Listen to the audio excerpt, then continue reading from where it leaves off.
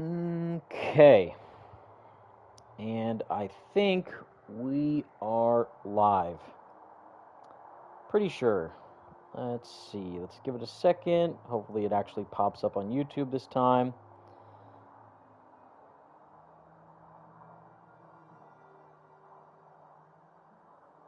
Let's see.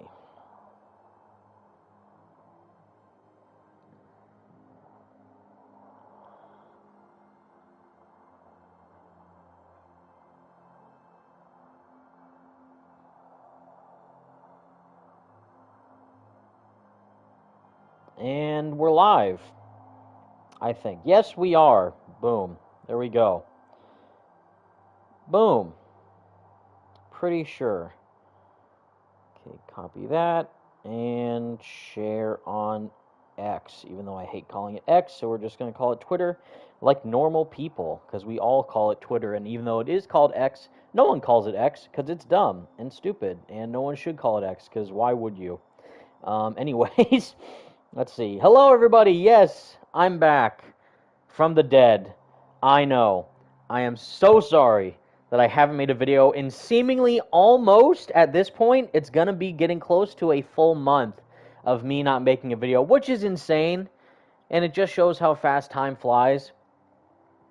But I've been super busy outside of YouTube, but at the same time, it's a little bit okay, I feel like, that I haven't made a video because nothing's been happening on the Marvel game side of things. We have gotten a few updates here and there for like Marvel Rivals, and you know, we heard some bits and pieces about the Iron Man game and Black Panther being open world, which I made a video about a few weeks ago. But I'm talking about the big, heavy-hitting games, of course, that we're all looking forward to, with that of Marvel Spider-Man 2 DLC, Wolverine gameplay, you know, a trailer actually for Iron Man or Black Panther or Marvel 1943 or you know,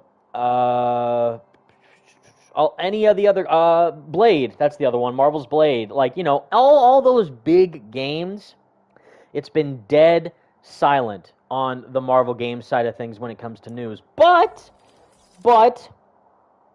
have no fear, because we are now finally in the month of May, and hopefully that means that a PlayStation showcase is right around the corner. We have been talking about this showcase for, I would say, a few months at this point.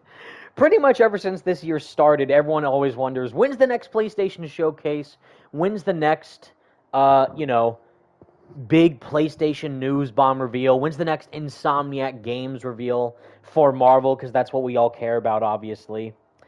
And we don't know yet, but the rumors and inside leaks and teases and all that good stuff have heavily suggested that that a PlayStation showcase is happening this month. If I were to assume, I would think near the end of this month, just like the others have always taken place at the very end of their respective months.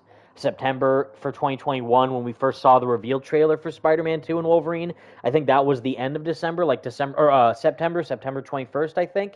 And Spider-Man 2's gameplay reveal, because there wasn't even a showcase in 2022, which was wild. I don't think that's going to happen again this year, but 2023, we finally got a PlayStation showcase in May 20th, I think it was, or like the 20th days in May of last year was when we got the showcase for Spider-Man 2's gameplay reveal, and now we're here, pretty much.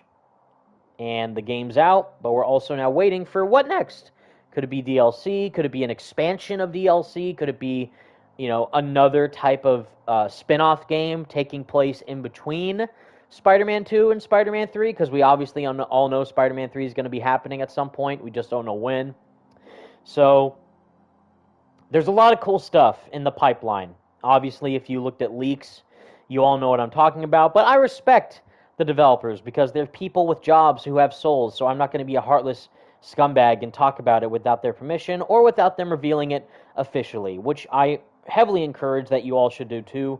But yes, again, I heavily apologize for not doing a video in so long. I hope next week we could see something soon. Oh yeah, Solomon offers showcase in September 2021 was the 9th. Yes, sorry about that. Yeah, so it could be either or. It could be either or. It could be, next week. It could be the end of the month. We don't know. But I do think, based on what Jeff Grubb has said, who, if you guys don't know, is a very reliable industry insider, I trust his word. It shouldn't be taken as fact, just to get that out there, just to clarify. If he says something, it's not 100% guaranteed it's going to happen. But he has been right various times in the past on all his speculation and inside info that he's accumulated. So I would definitely just encourage you to take what he says with a grain of salt, but there's probably like an 80% chance that he's correct. So we'll just leave it at that. But until that time comes, we are back live streaming Marvel Spider-Man 2. And yes, everyone in the chat is here today. My boy Stealth Gamer 026 is here. Ghosty is here. Ghosty, if you want to start up a party, or Franco, if either of you are available, we could definitely try and join a party. Speak of the devil, Ghosty just invited me to one, so we're all set there. Ghosty's now in the chat. What's up, my bro?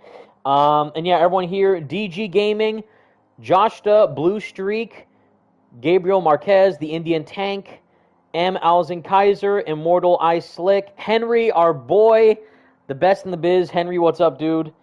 DC and Marvel Fan 29, Bonita Robert, Devon Crawford, Hood Rich, Blasty, of course, FJM, and everyone else who may or may not be joining later in the stream. Welcome, welcome, welcome. Hope you're all doing good, and thank you for joining. I know I've been gone for a while, but hopefully you enjoy our continuation of Spider-Man 2, Marvel Spider-Man 2, because again, my goal is that I've been so occupied outside of YouTube, but I'm hoping that I can do a full live stream New Game Plus playthrough of Marvel Spider-Man 2 from start to finish for you guys to enjoy on the channel through stream. And right now, it says we're like, what? The map says 34% complete.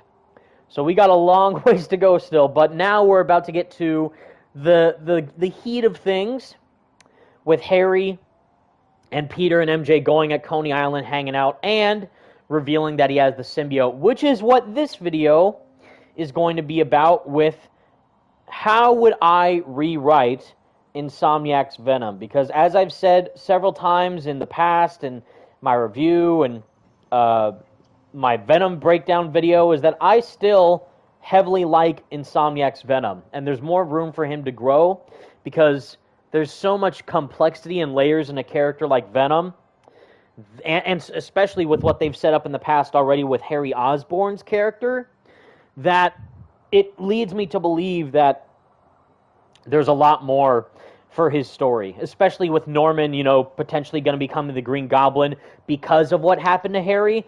And my boy Comic Blast Keenan and I, we did a video in the past talking about how the ultimate Spider-Man 3 in our eyes would pretty much be if Harry is still Venom, like there's parts of the symbiote particles left in his body, and he gets revived somehow as Venom, and then instead of being controlled by the meteorite and all that stuff related to Null and everything, there could be a scene where Harry is revived with the symbiote. The symbiote has regained its own free will pretty much with Harry, and instead of them going against Peter and all that, they could team up with Peter, with Miles, and potentially Cindy Moon becoming Silk to then take on Carnage, because Cleus Cassidy has a symbiote. He's going to probably become Carnage at some point.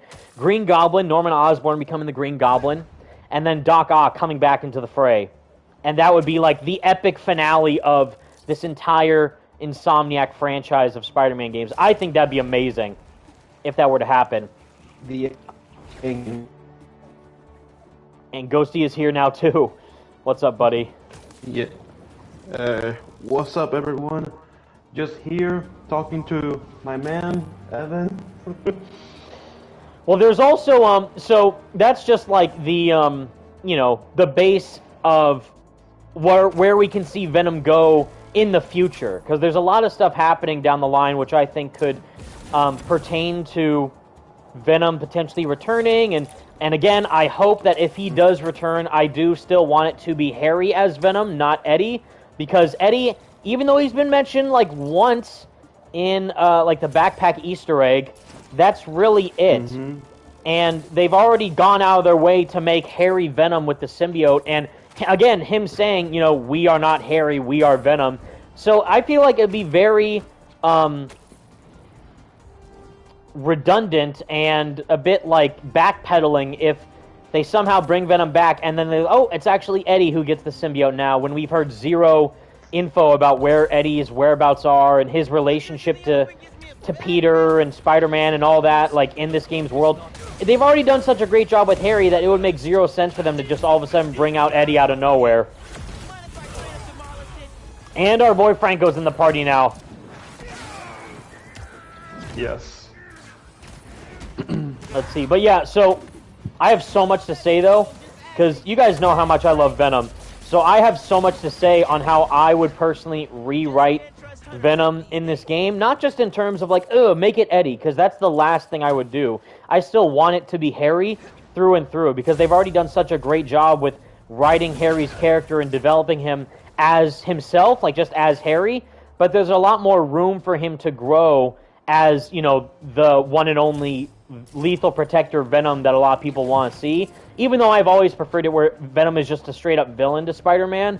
And they do have this dynamic rivalry and eventual friendship and respect amongst each other, which I love. But him, like, you know, being the straight-up antithesis of everything that Spider-Man represents and what he does as a hero, and Eddie kind of falls through the cracks of that and is jealous and also, like, spiteful towards what Spider-Man has done to him. So he has this very self-centered version of justice. But again, that's all Eddie as Venom. That's not what Harry is doing. So my goal to rewrite Insomniac'S Venom is to not make him more like Eddie, but to give him a bit more depth into his relationship with the symbiote and his motivations as Venom. So to start off, which I've been, like, kind of going over this in my head ever since the game came out, and it only got amplified further when, you know, Franco's gonna laugh and so is Ghosty, but when I played Hi-Fi Rush,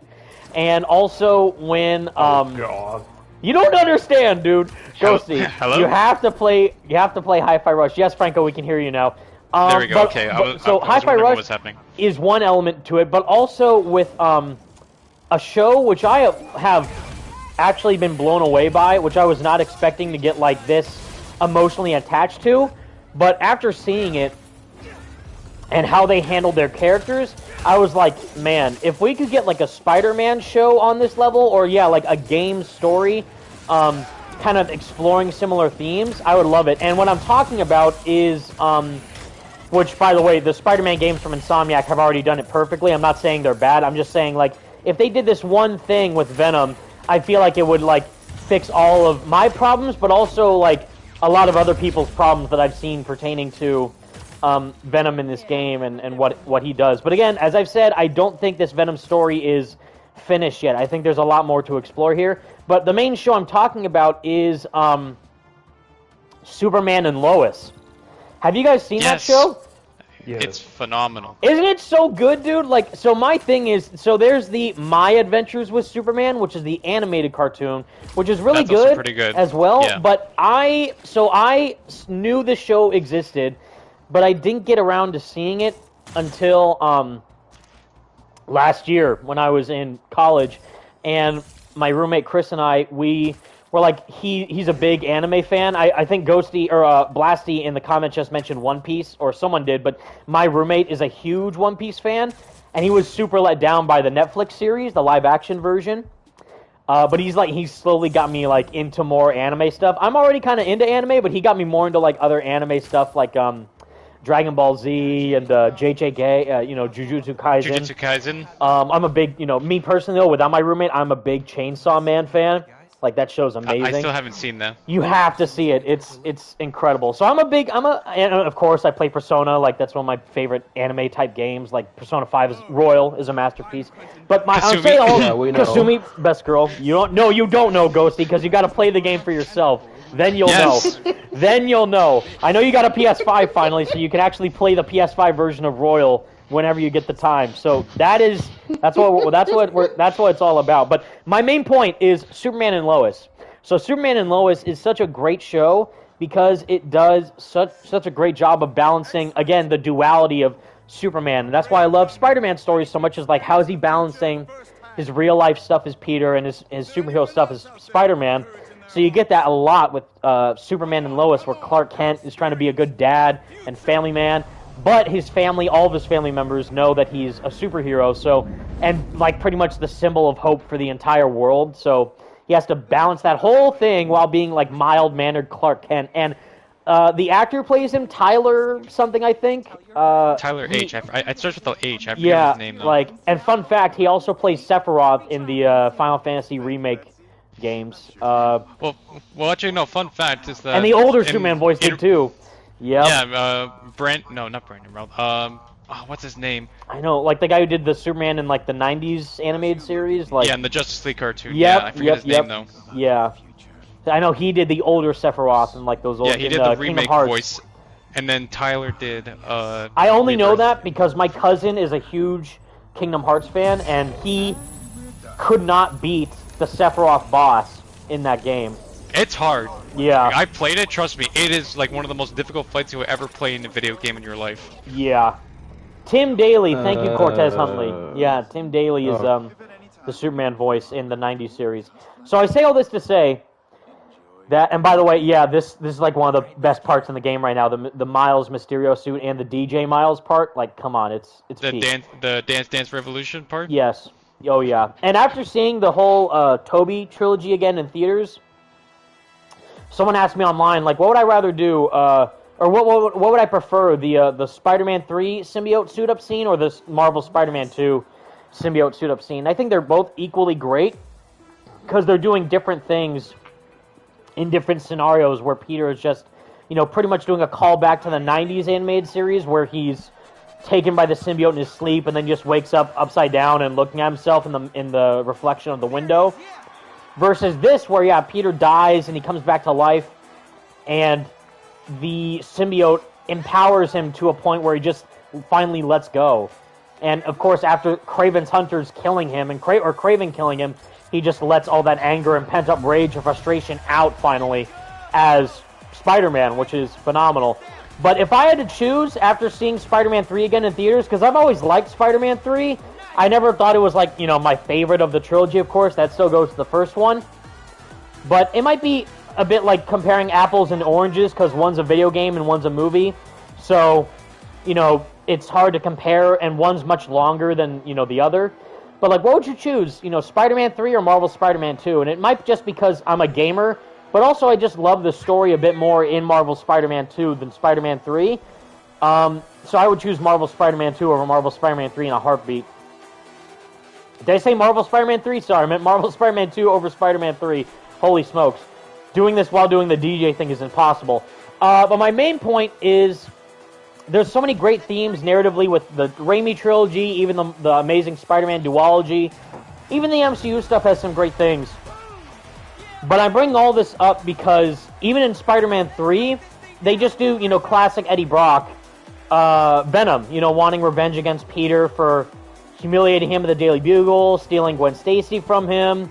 Even though they weren't really technically dating, they just kind of had a one-off thing, but Eddie just kind of got clingy. So there's a lot of things that I really like about Venom's character in the Raimi movie, but it's kind of basic. It's not really deeply layered into what Venom can do narratively and what Eddie Brock as a host can provide to the narrative of, almost like what Raimi wanted to do was being an opposite to Peter, like almost an evil twin brother type thing. I remember he said that in like one of his behind-the-scenes interviews or something for how he wanted to handle Venom, because, famously Raimi is not like a diehard Venom fan. He probably likes the character, just not as much as the other villains he tackled, which is why a big flaw is, for me, is mainly he never says we in the movie, he says I. But for, like, the basic, standard elements of what you expect from Venom, he pretty much got, like, nailed, like, Eddie wanting revenge against Peter. He goes after the ones he loves to get back at Peter mainly. So he goes after MJ.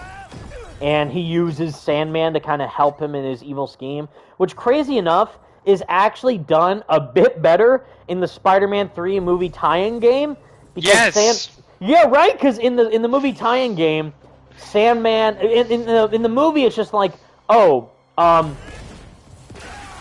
Sandman seemed like he just willingly accepted Venom's offer. Even though I guess maybe it's implied that he, might have threatened him off-screen. To, because he mentions, I know all about you and how Spider-Man won't help your poor daughter. Which I don't know how Eddie figured that out. Because Peter never knew about Sandman's daughter, so I don't know how Eddie did. Actually, there was going to be, a deleted scene. That was actually going to be like a different version of Venom offering Sandman to fight up against Spider-Man, but that ended up being cut. So it's interesting. Yeah, so that's why the one that we get in the movie is just a little the basic version of it, cut down of it. But yeah, my point still stands is that the movie tie-in actually did a great job of kind of connecting that back to Sandman, where it's Venom threatened my daughter, because he literally kidnapped Penny in that whole weird scene with the tree, and his voice is so strange, and that I'm the freak, you look in a mirror lately, but that whole dialogue where sitting on the park bench, and that's such an odd moment. But they do that, and he just is pretty much threatening to hurt Penny if Sandman doesn't help him out. And, he's like, sorry, Spider-Man, he took my daughter. And then, at the end, he saves Flint and MJ from Venom, which I think is a really cool duality of how they handle those two characters at that point in the game, of all things. Which, again, games are the superior form of entertainment, in my opinion.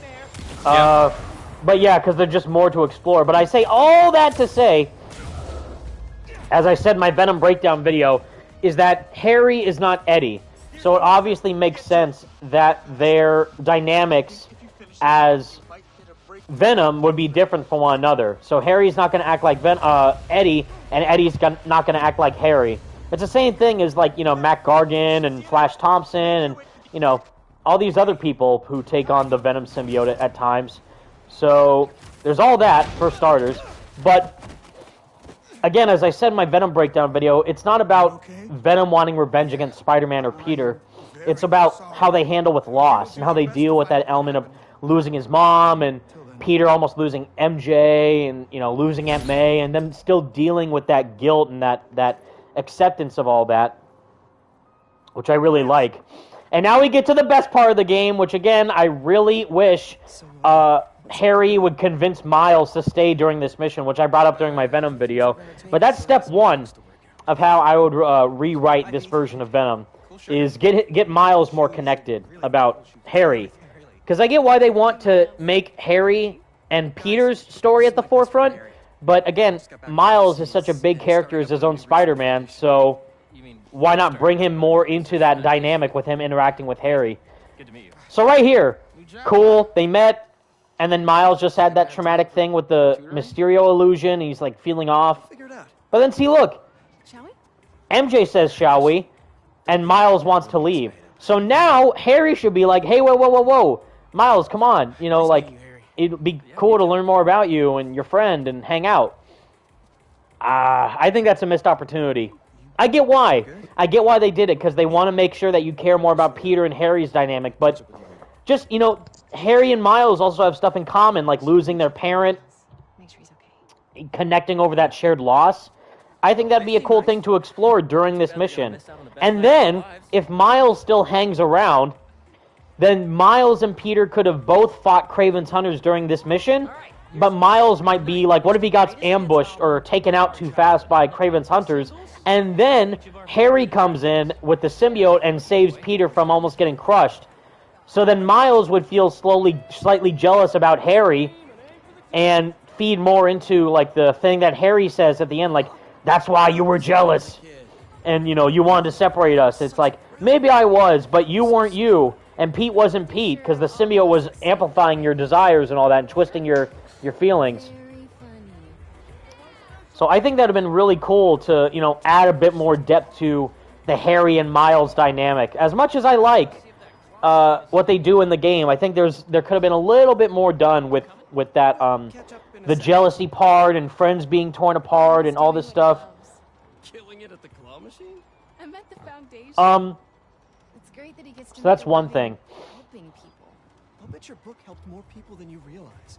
But another thing, and I've actually made like a couple bullet points talking about this, like just writing them down in like notes on the side of, like my phone, like, and let me think about this, is I wouldn't change the majority. Oh wait, I haven't heard Harry talk about this. That's it? Yeah. Oh, maybe I did. But yeah, that's cool that they bring up the Mysterio stuff. I love this mission so much just because you get to finally get moments out of the suit and just learn about their friendship outside of being heroes and all that stuff. Instead of just phone calls and all that, you actually get to experience it for yourself. So all this stuff I love. Again, just add a bit more Miles stuff to the fray, to Harry's dynamic, and that would have been cool. The dominate the world thing, again, I feel like there's a lot more there that we don't know about yet that hasn't been explored because I feel like this story is just starting.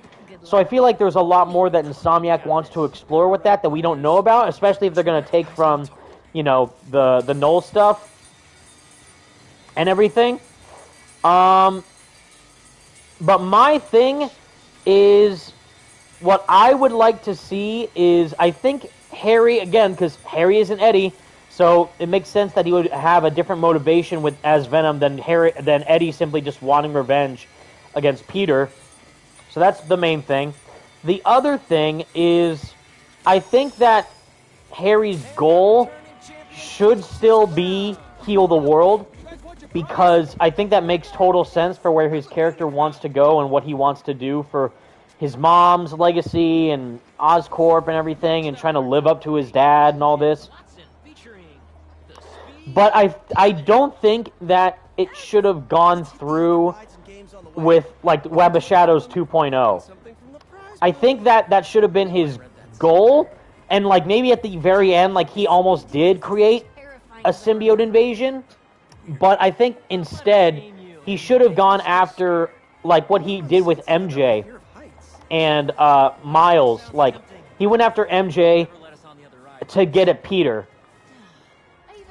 And because of that, obviously, he turned MJ into Scream, which I think worked really well for that moment, because we've never seen MJ with a symbiote in that context before, like Web of Shadows style, where all the main villains turn into symbiotes of themselves, like Symbiote Vulture, Symbiote Electro, which was awesome to fight in Web of Shadows.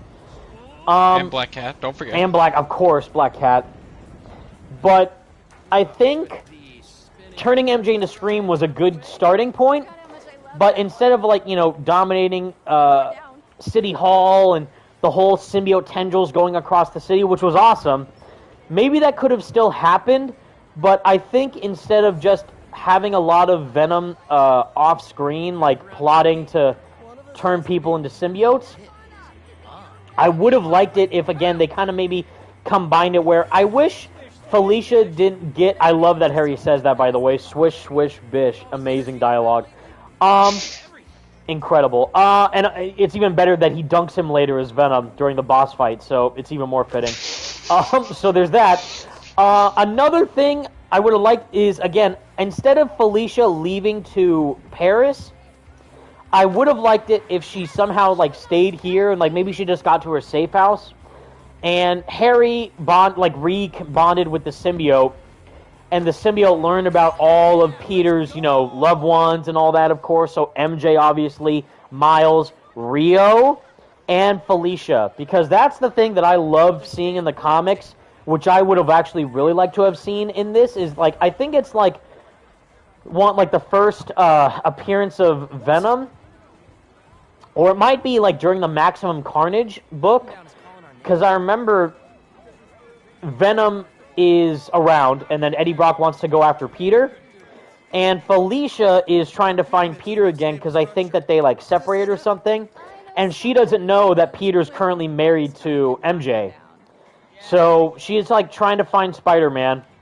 and instead she just finds Venom, or Venom finds her, and Venom literally beats her close to death.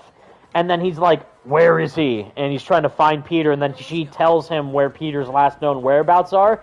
And then Eddie lets slip, like, yeah, him and his wife, they're going to go down. Like, and Felicia's like, his wife? Like, she didn't know that Peter was married at that point, which is crazy. And I think that's a great dynamic. So I wish Venom's goal in this, instead of trying to get, like, direct revenge at Peter, because Harry was so close to death and feeling, like, alone, that it could have been, instead, Harry went after those closest to him to get back at Peter. So, like, MJ, Rio would have been cool for Miles. Again, if he got connected more with Miles, he obviously learned about his mom. That would have been cool. And Felicia, of course, it'd be crazy. So, Craven is trying to kill all of the villains. And he does, pretty much, like, get a majority of them. He kills... Like 80%. Yeah, literally 80%. He gets Electro, Scorpion, Shocker, Vulture, and presumably Rhino, if you look at some of the, you know... like the leak, like not leak, but like, yeah, glitch stuff through the game. There is a mantle piece of, like, mounted heads of Scorpion's mask and Shocker's helmet and the Rhino helmet. And it's like, that implies that Rhino might be dead too, which I already thought that he died from Tinkerer, but I guess that implied that he was alive, like maybe she didn't fully kill him. But, anyways, I think it would have been cool if, yeah, you got, like, a little bit of both, like Harry wanting to be a quote-unquote lethal protector by healing people and others around him, like, as his main endgame goal.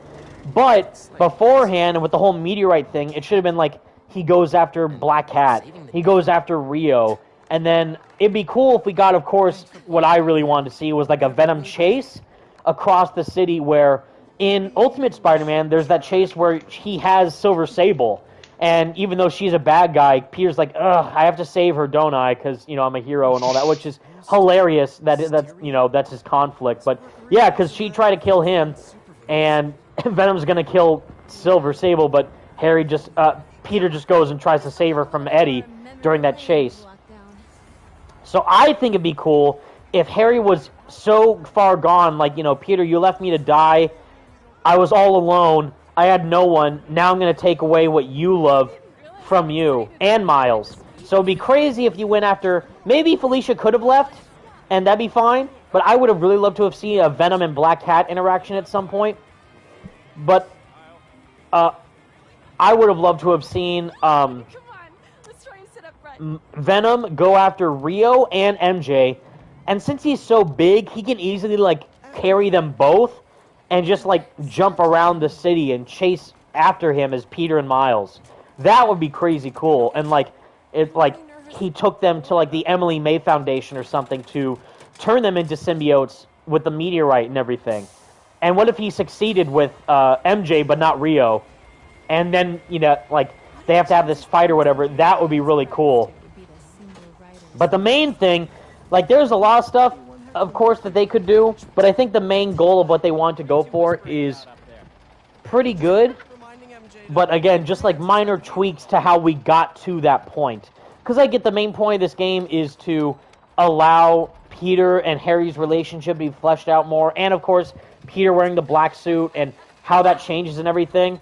But yeah, like, a little bit more stuff with, like, Venom's motivations and everything would have been cool to see. I love this, by the way, the roller coaster. Hilarious. Yuri is having the time of his life, by the way, voicing this. Insane. It feels like someone's actually tickling him in the studio booth, like, recording these lines of dialogue. It's so funny.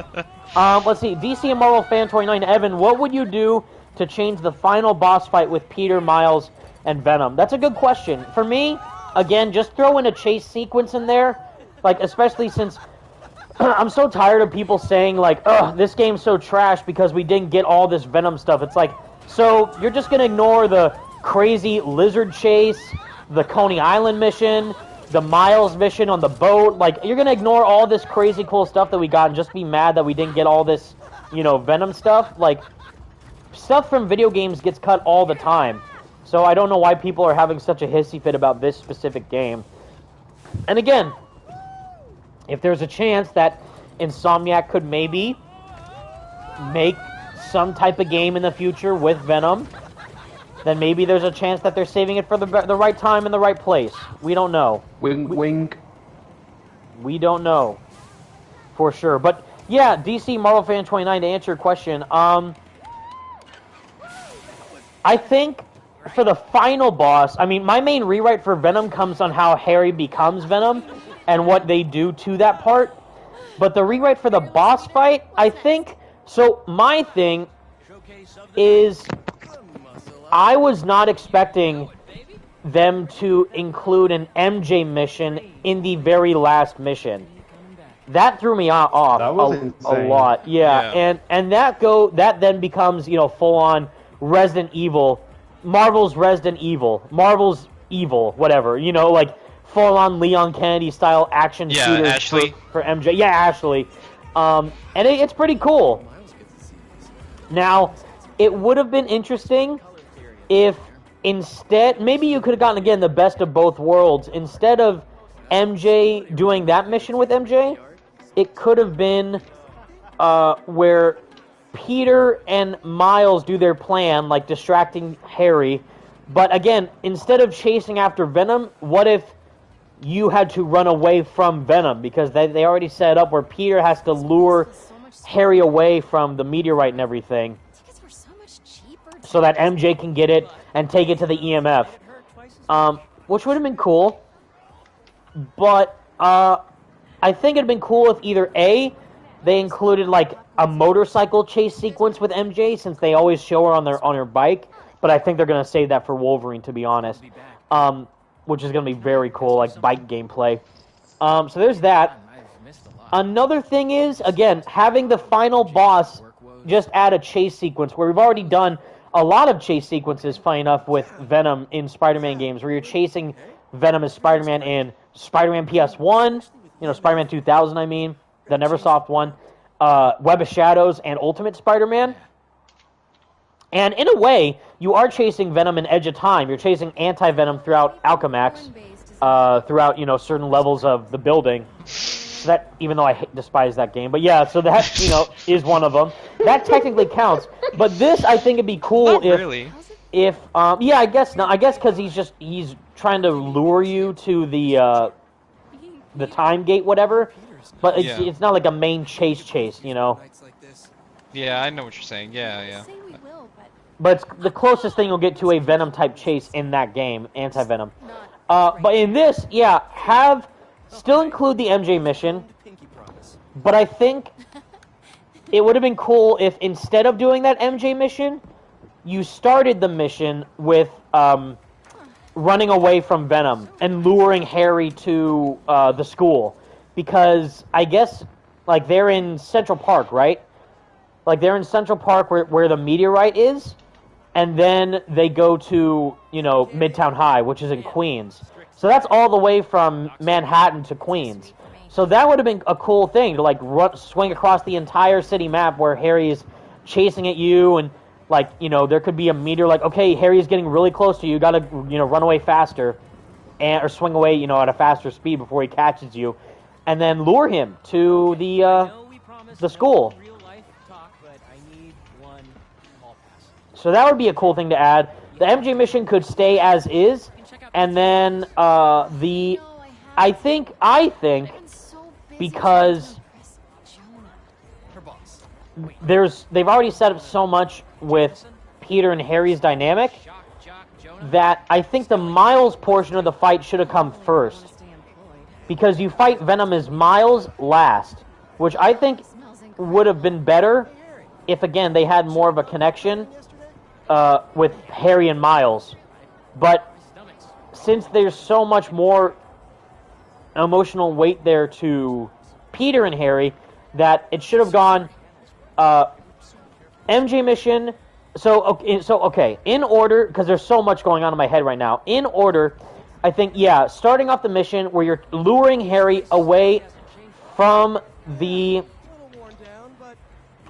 you know, the meteorite, take him to Midtown High, and then go and do that MJ mission with getting the meteorite, and then instead of fighting Harry at Queens in the Midtown High, it could have been Miles comes in and distracts Harry from Peter. So then Peter would be the ultimate end goal, and Miles could be knocked out for the count.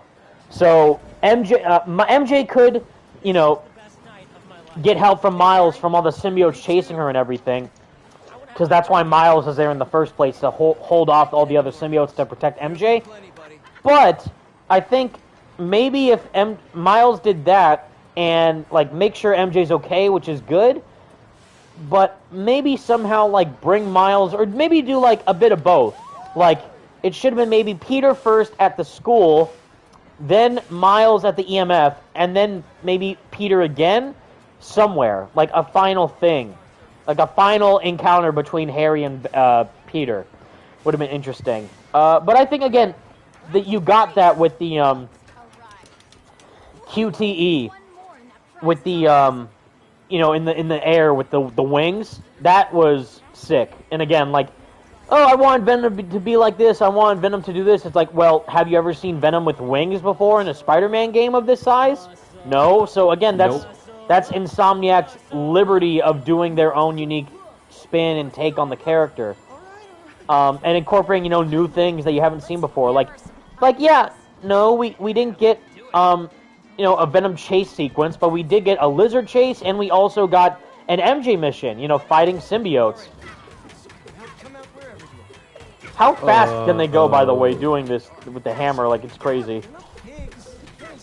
Someone, Luca Migliavaca, says, the fact that a normal human being entered the biggest symbiote nest, got a meteorite, the meteorite, and came out unharmed, that threw me out completely off the story, says. I get that, but again, MJ still beat us. I get that, but again, Miles was there hoarding off the majority of the symbiotes in the nest, holding them off defensively. And of course, she also had the biggest symbiote weakness on her with the sound grenade, or sound gun, the sonic gun. So I think, like, for the most part, again, I understand why people may not like what they do at that point with the MJ stuff, but again, it's doing new things. And I respect them for taking the chance to try and do something different. And again, as I've said, I already enjoyed the MJ missions in the first game, and they only elevated them further within this one. So, it's not the fact that, and again, this is the same thing with, funny enough, Batman Arkham Shadow, the VR game that got announced. It's not that people are mad that that game exists, but people also want the bigger stuff too. You can kind of even see the stars up there. Pretty sure that's a plane. It is nice. Wait, listen to this dialogue. Mention it. We don't get out enough. Well, hey, now that I'm back, it can be like old times. Just the three of us painting the town something, you know, this red. Sorry, my head's all over the place. Listen to what he says here. I know I'm right about those stars. Am I the only one who, like, am, like, super sus about what he just said there? Like, I know I'm right about those stars. I think there's stars up there. Like, yeah? And like a symbiote god might be up there too, Harry? You know, like, I don't know, like some alien stuff, you know what I'm saying? Like, there's the word I was looking for is subtext before in the previous stream. There's so much subtext within the Black Suit narrative and how the symbiote's portrayed here and the wider lore of the meteorite and the symbiote and the hive mind and the god hive and all this crazy comic stuff that not a lot of people really take into consideration. Seems like it's been forever. So there's mainly that, and I think, like, even though Harry obviously knows nothing about the symbiote being alien right now, but I think that might be a little reference to, yeah, you know, there's stars up there, right? There's stars. Yeah, it's bigger, right? Like, yeah, and also a symbiote god and symbiote hives and the Clintar, and all this crazy comic stuff. I have a responsibility. I also love here again Harry's responsibility of wanting to heal the world and help people through the Emily May Foundation on a grander scale compared to Peter doing it on a more smaller scale. So I love how that parallels their dynamic as, you know, best friends and also their aspirations for helping others. Now hold on. You can't press X to do this. I gotta slam the controller if I want to do this properly. Yeah, there we go. There we go. Freaking destroy the controller. So funny enough, You just shatter your hands. I break the entire controller. Which, by the way, I'm using the Spider-Man 2 controller. And Hey, me too. best scene in the game right here. This whole moment where Harry first discovers he has powers. Love it. The music here, by the way, is perfect. Like Harry's theme is so good. Yeah, the slow discovery of him getting the symbiote and everything is incredible. What was I gonna say? Yeah, with the star comment, it's like not only is Harry teasing it unintentionally because he doesn't know about any of the alien stuff, but also Insomniac. Like, yeah, I know I'm right about those stars. Yeah, because there's the hive mind and the meteorite and the symbiote core and the god hive and the Clintar and Null and all this crazy stuff that people are so quick to, I want the next thing, like gimme the next thing, I want the next thing, I want the story, I want fed like straight to me, and they're not willing to Go see if I can win. look at any deeper, you know, meaning to any of the stuff that is being shown here. And I think that's just kind of like a little bit upsetting because there's a lot to pick apart here when it comes to Harry's character, Peter's character, their bond to the symbiote, their bond with each other, their bond with, you know, Spider-Man and how that kind of impacts things. I'm really happy. Norman, his relationship with both of them, like a lot of cool stuff to dissect here, which I did in my, you know, Venom video, obviously. But what were we gonna say, Ghosty? No, Blasty Games said in the chat, he says, see, Harry breaks the machine, and he doesn't even question it. Posted. None of them did. They're just like what? MJ's like, that was weird, and Harry's like, yeah, Harry's like, man, I guess I'm strong now, and then Peter's like, what? Like, yeah, he's just so confused, but they just kind of pass that off, like, all right. That's just for like fun, like for a joke's sake. But yeah, if I was 5,000 views. mainly, I think out of all of them, I feel like MJ would be the most concerned because it's like Quite a different kind of story. Peter already has super strength because he's Spider-Man. Harry doesn't know that though, but he has this exosuit treatment that he has. Neither of them know about that though. But then MJ's just the most normal one there. So it's just like, what? Yeah, exactly. Gunstroke the Cybertronian. It's New York. Stuff like this happens all the time. Yeah. No, but like, Have you guys seen Side Talk NYC? No.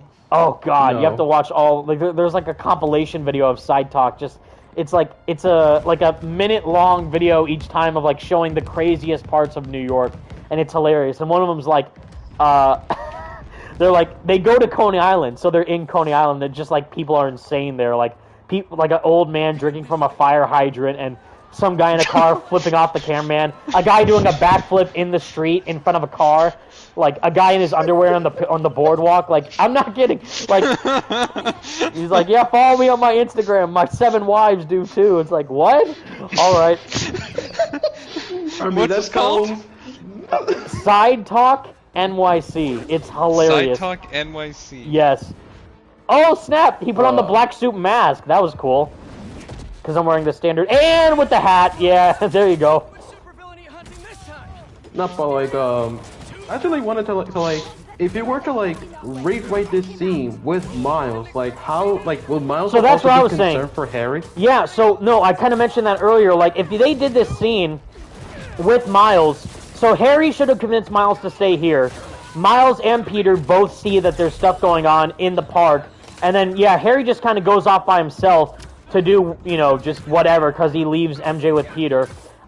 Miles should have stayed here.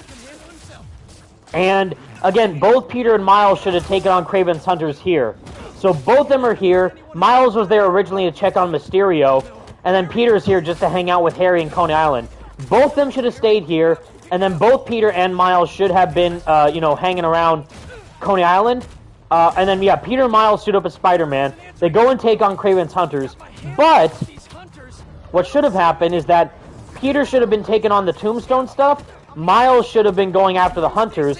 But maybe the Hunters got, like, the upper hand at one point. Maybe, like, they snuck up on Miles like they did in, like, later in the game where they inject him with the poison. Like, out of nowhere. Maybe, like, they got the upper hand on Miles with, like, some cloaking tech or whatever. Or the dogs or something. Like, just, you know, gang up on Miles. And Peter decides to save, like, the roller coaster and the Ferris wheel and everything. Because that all, you know, comes down. That should have still happened. Miles should have been occupied with the Hunters to not be able to help Peter. But Harry does. So Harry comes in with the symbiote finally, comes in, saves Peter from the roller coaster crashing onto him, and Miles wasn't able to do that. So Miles is now feeling a sense of kind of jealousy and abandonment a little bit from Peter, or just like, you know, not as much attention being put on him as he did before, because now Harry's back in the mix, and he has powers, so there wouldn't be any point for Peter to keep focusing on Miles, since Miles already is Spider-Man, and as he said in Miles' game, he trusts Miles as Spider-Man, so he should have just allowed Miles to take care with what he's doing for himself, without focusing on, you know, Peter and all the stuff he's dealing with the symbiote and everything, and Harry's, you know, treatment, because at that point they don't know it's a symbiote. So that, in turn, would have caused Miles to be more, you know, distancing from Peter and Harry, and feel a bit of jealousy between them, but still care about Harry enough about his well-being and his health to still, you know, be there for him as, like, a friend. So that would have been my main thing to change here. I'm trying to parry this dog. Keeps charging at me. But the main thing, and that would have added a bit more to, like, the bigger stuff of you know, friends being torn apart and all that stuff, which I think would have been cool.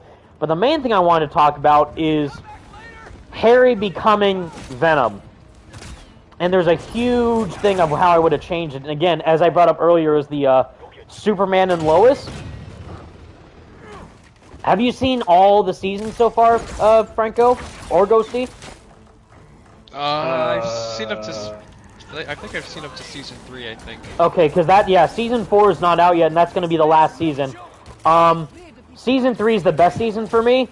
I don't know why I'm using the Iron Spider legs. Let me see. Can I switch it? Is it locked for this mission? Maybe it's locked.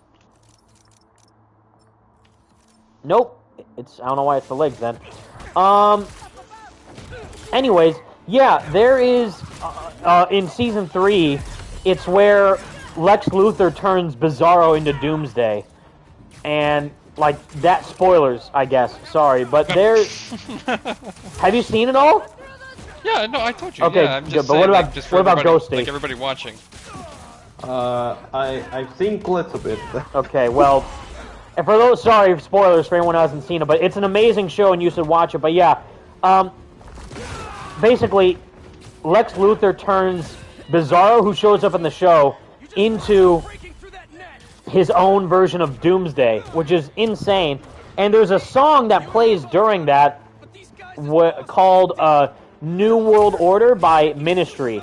And the lyrics in that song fit perfectly for what Harry is dealing with as Venom, I feel like. And I feel like if they did, like, because they use licensed music in the Miles game, and even in this game where they're biking around to the school, like, they use a licensed song in that. So I think it would have been cool if they used, like, some sort of, like, heavy metal or some type of licensed song playing when Harry's becoming Venom. But that's just, like, an aesthetic choice that I would have changed to add a bit more, like, coolness factor to it. But that's not the main writing thing I would have changed. The main writing thing I would have changed is, I think the execution is still good. I just would have changed a bit, like, elements of it to get the same result, but more impactful. So, what happens in that big part, you know, with the birth of Venom, is Harry's on the brink of death. Peter comes into the room with the symbiote. He just got off. He's going to meet Kirk Connors in Oscorp to contain it and destroy it, and that's what Peter's there for in the first place. Harry's there because Norman is still working on this cure and trying to solve and fix Harry's disease, so Harry's there just kind of, you know, running tests with Norman still and trying to fix the issue that, you know, is still plaguing Harry. So all that's happening, And in the meantime, Harry is still under the viewpoint and the assumption that Harry just Peter left Harry for dead because Harry doesn't know the suit's an alien and that it's kind of influencing Peter in a negative way. But again, I think at the same time, Peter is just as much influencing the symbiote as the symbiote's influencing him. But basically, Harry thinks that Peter stole this exosuit, cure thing from him just to make himself stronger. So that's a big thing, and that's why Harry is obviously sad at Peter and angry at him for leaving him to die and feeling abandoned and betrayed. So that's a big thing. So then Peter finally comes back to destroy the symbiote with Dr. Connors, and when that happens, Harry is still just so angry and distraught, and of course not thinking straight because he's sick. So he's feeling all these emotions, and because of that, he lets loose, and he's like, I saved your life, you won't save mine, you want me to die? And then, yeah, he just, kind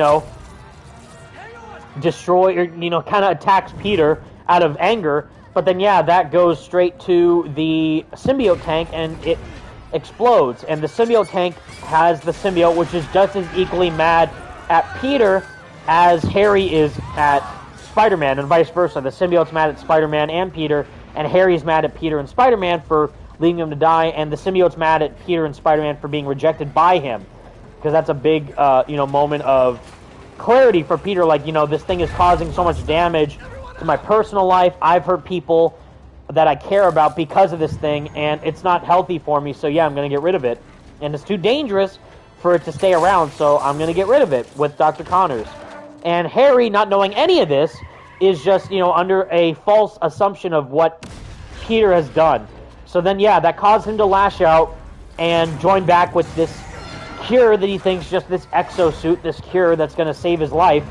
And he becomes Venom out of anger and fury and rage and resentment towards everyone around him, with Peter and his dad and everything.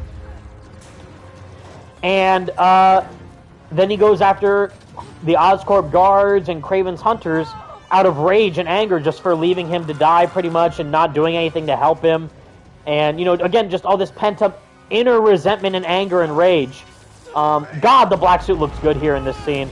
And then, yeah, he lets all that inner rage and anger out. Again, it's like, if you were a guy pretty much with cancer, and we brought this up in previous streams, it'd be the equivalent, like, if you had cancer, and all of a sudden you got the most amount of power in the world, and you were feeling like you were abandoned and betrayed, and you're almost to the brink of death, what's the first thing you would do?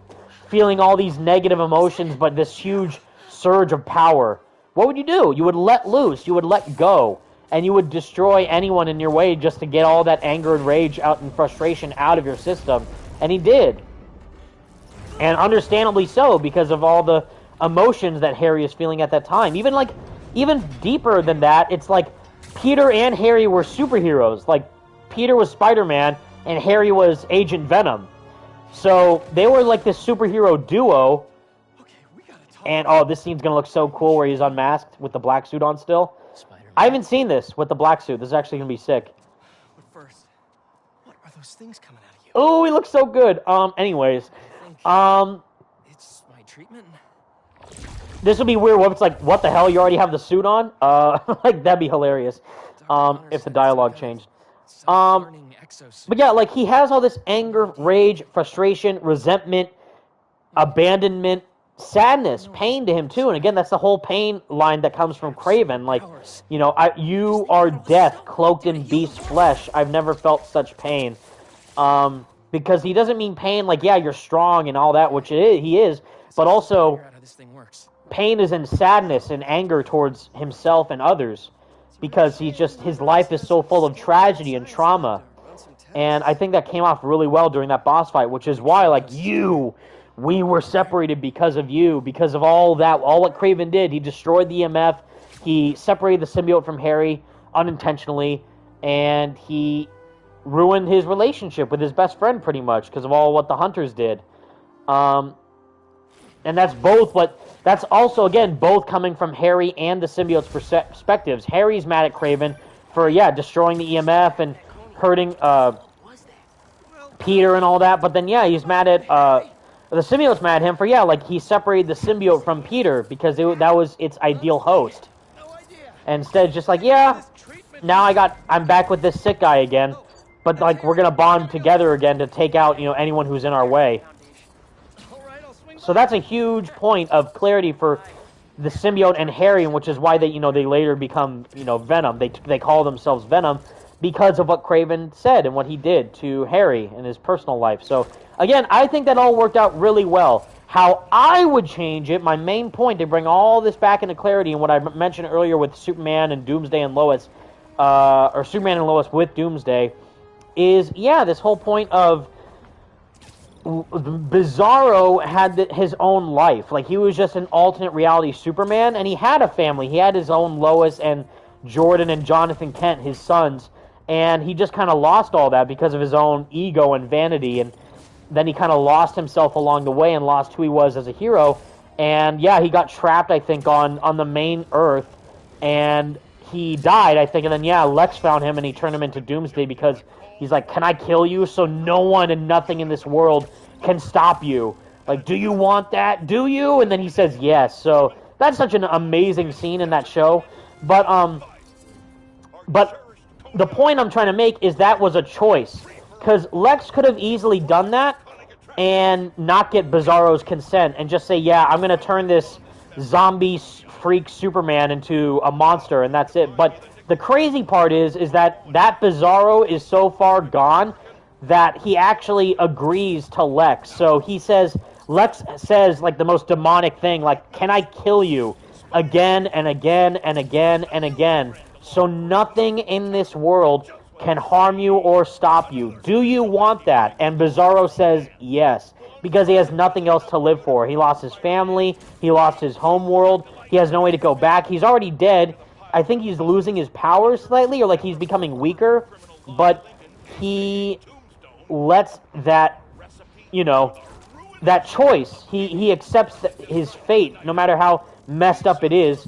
He still, like, has nowhere to go but down, like, further. So he's like, you know what? Why not do it? And it's super. It's a super cathartic and sad moment, but it's an amazing moment. And then it makes his transformation into Doomsday even more sad, but also like kind of like epic and hardcore. Like, man, like, you've seen this whole journey that Bizarro's gone on throughout the season.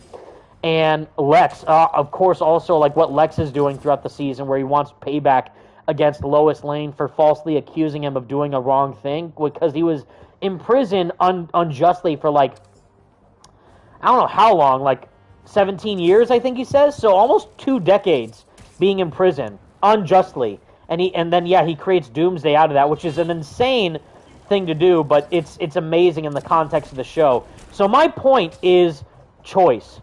It's a choice. And Bill Roseman has said this too, is that it's not with great power there must come great responsibility. It's with great power, there must also come great responsibility. So it's a feeling of a choice. It's a choice that, even though Peter has great power, he can easily choose to not use it responsibly. He can choose to use it selfishly and in the service of himself and not really against other people, or not for other people, but for a more selfish reason. So it's all about how the host chooses, or how the person chooses to go about that power. So my whole point is that I feel like there should have been, instead of the accident happening, where it was just an accident that Harry became Venom, he still purposely chose to take out Kraven and take out the Hunters and the Oscorp guards. That was all Harry's doing because he chose to do that. Which, again, that works, but I feel like it would have been better if they add a little bit more. So my point is a little bit more. What should have been is, and I wrote it all down, I said this earlier, I wrote down, like, on my phone and, like, my notes page how I would have rewrote this scene, is a few things.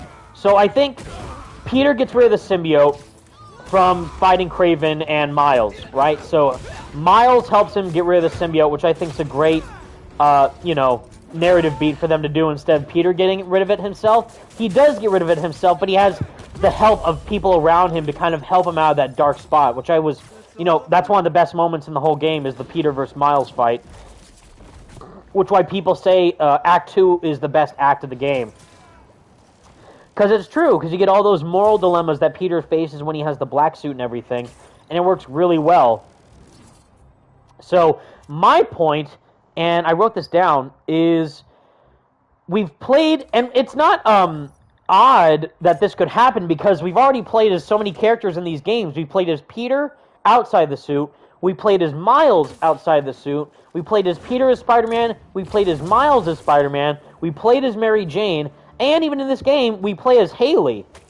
So we play as a deaf girl in that mission, which is a great mission. And I think it's great to enhance her character and her relationship with Miles, which is why a big part of the game is cool enough. All the side missions feel like main missions because it adds more depth to Miles' character and what he's dealing with, even though he's not really connected with all the symbiote stuff, which is the most important stuff in the game.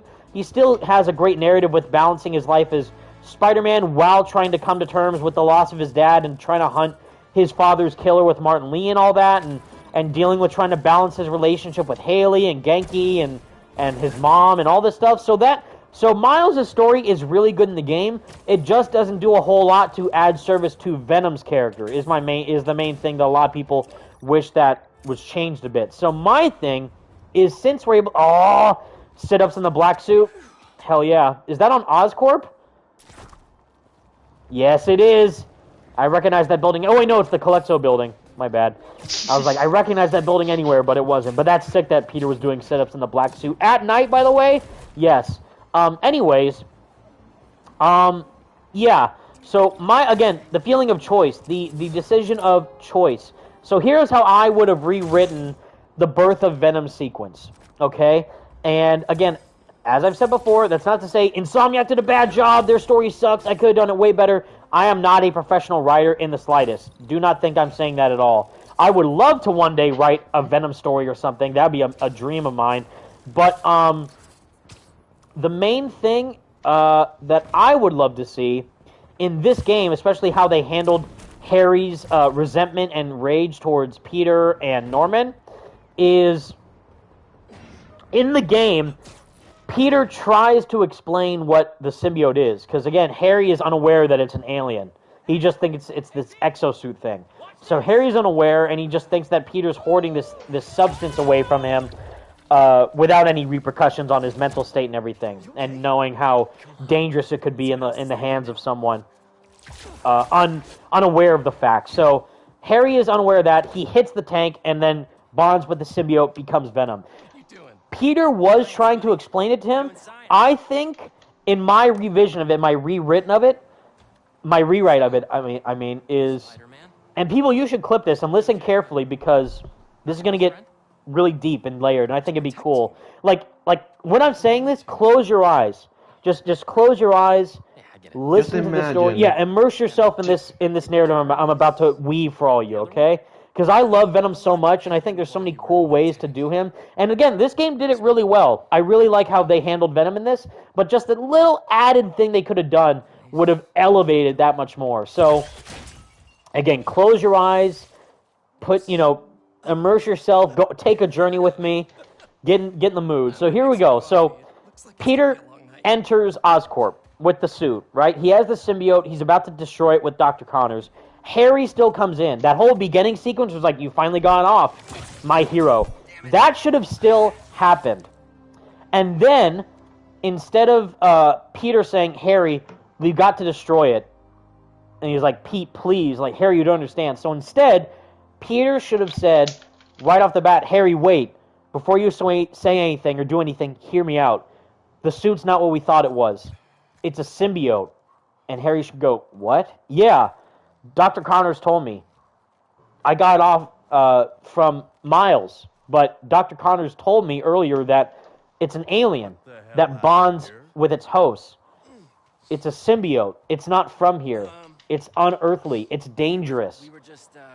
And I know that you're dying, and I'm sorry, but we can find another way. We can try and cure you without this substance, without the symbiote, because we can't control it. It's too dangerous for us to handle. I almost hurt MJ. I almost hurt Miles. I almost killed someone. I can't let you, rejoin with it. I can't let you do it because I know what that would mean. I know that, it would be too much for you to handle. And Harry should be like, Peter, I'm dying. I know, I can't. It's the only thing that's keeping me going. We were a team. I was a hero with you. I saved your life with it. Like, I need it. Like, Harry, I know, but we can't. Like, it's too, again, it's too dangerous. We can't take the risk. So now, Harry should go, okay, I understand. Like, as a surface level thing, right? Like, okay, yeah, sure. And this calls back a little bit to the Ultimate Spider-Man comic, if you remember that, where Eddie almost does the same thing. Where Peter does the same thing with Eddie. He kind of tells him, like, it's like in the Ultimate Comics, it's not a symbiote, but he tells him, like, I did all this stuff. I know it's too dangerous. I know what this could mean. People could take advantage of it. We can't risk it. It's too dangerous. I can't allow you to do it. I'm going to destroy it. And even though it's like that's Eddie's dad's life's work and Peter's father's life's work, he's like, Peter, this is all I have left on my father. And Peter's like, I know, but I'll destroy it. I'll come back and I'll tell you everything. He's like, okay, sure. And then unknowingly, Eddie still has a sample of the symbiote in the lab. So Eddie still has a sample of that same symbiote, and then he bonds with that, and then he becomes Venom, which is, again, a huge jump to Venom from the 616, because it's not, Venom is the combination of the host and the symbiote become Venom. It's like, no, whoever has that symbiote just becomes Venom. It's almost like how they handled it in the Venom Carnage movie, because Venom just jumped from person to person, and it became Venom. Like where Venom's in the nightclub, that's not Eddie.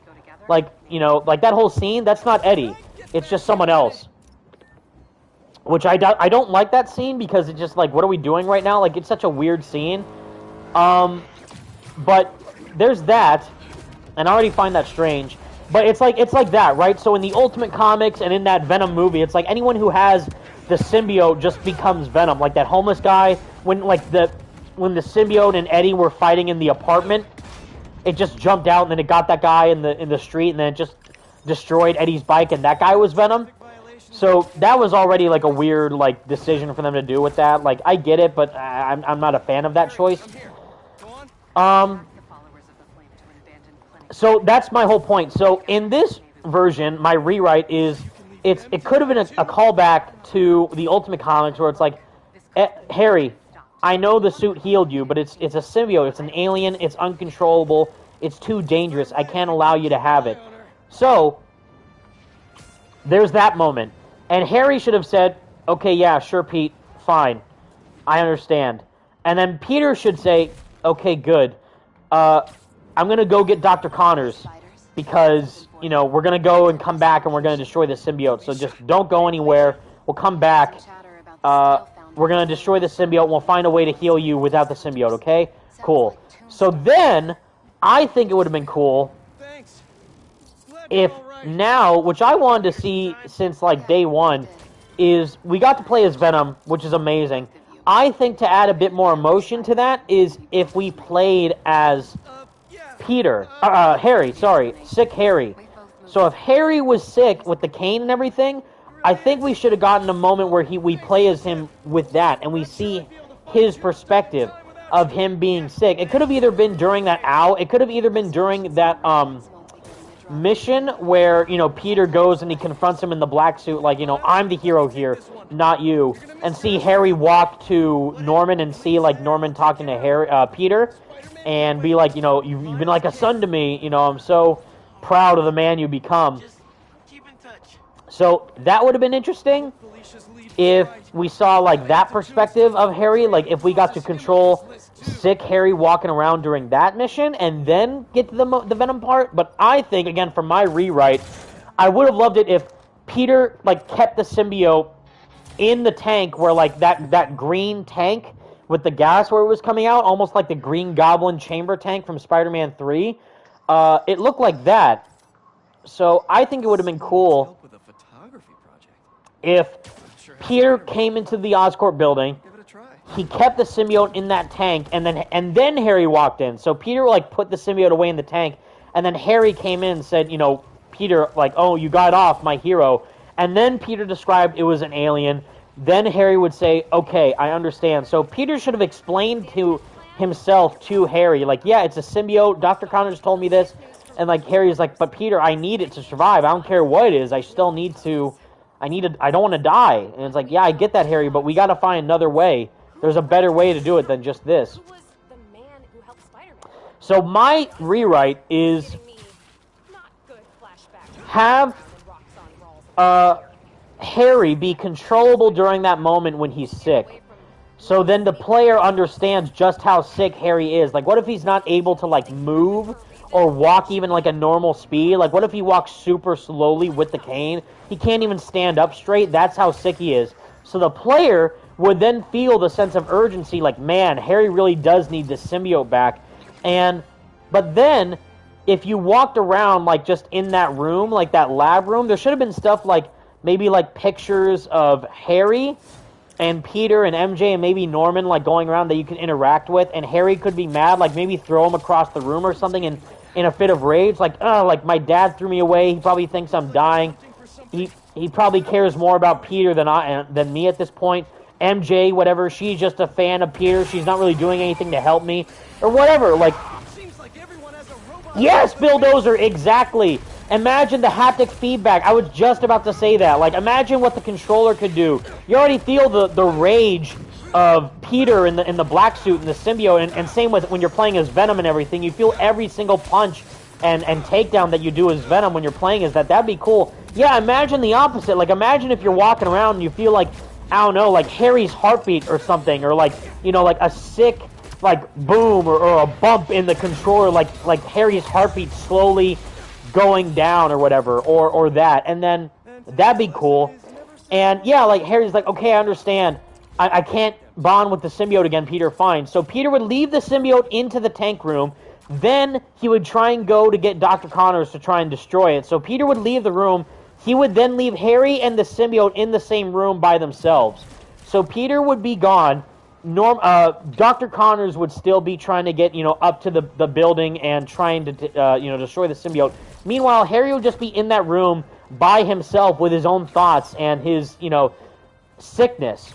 So yeah, feeling like the sickness in the DualSense controller would be super impactful. Like, man, Harry is really, really sick. We got to do something now, because he's not going to live until, like, the next day.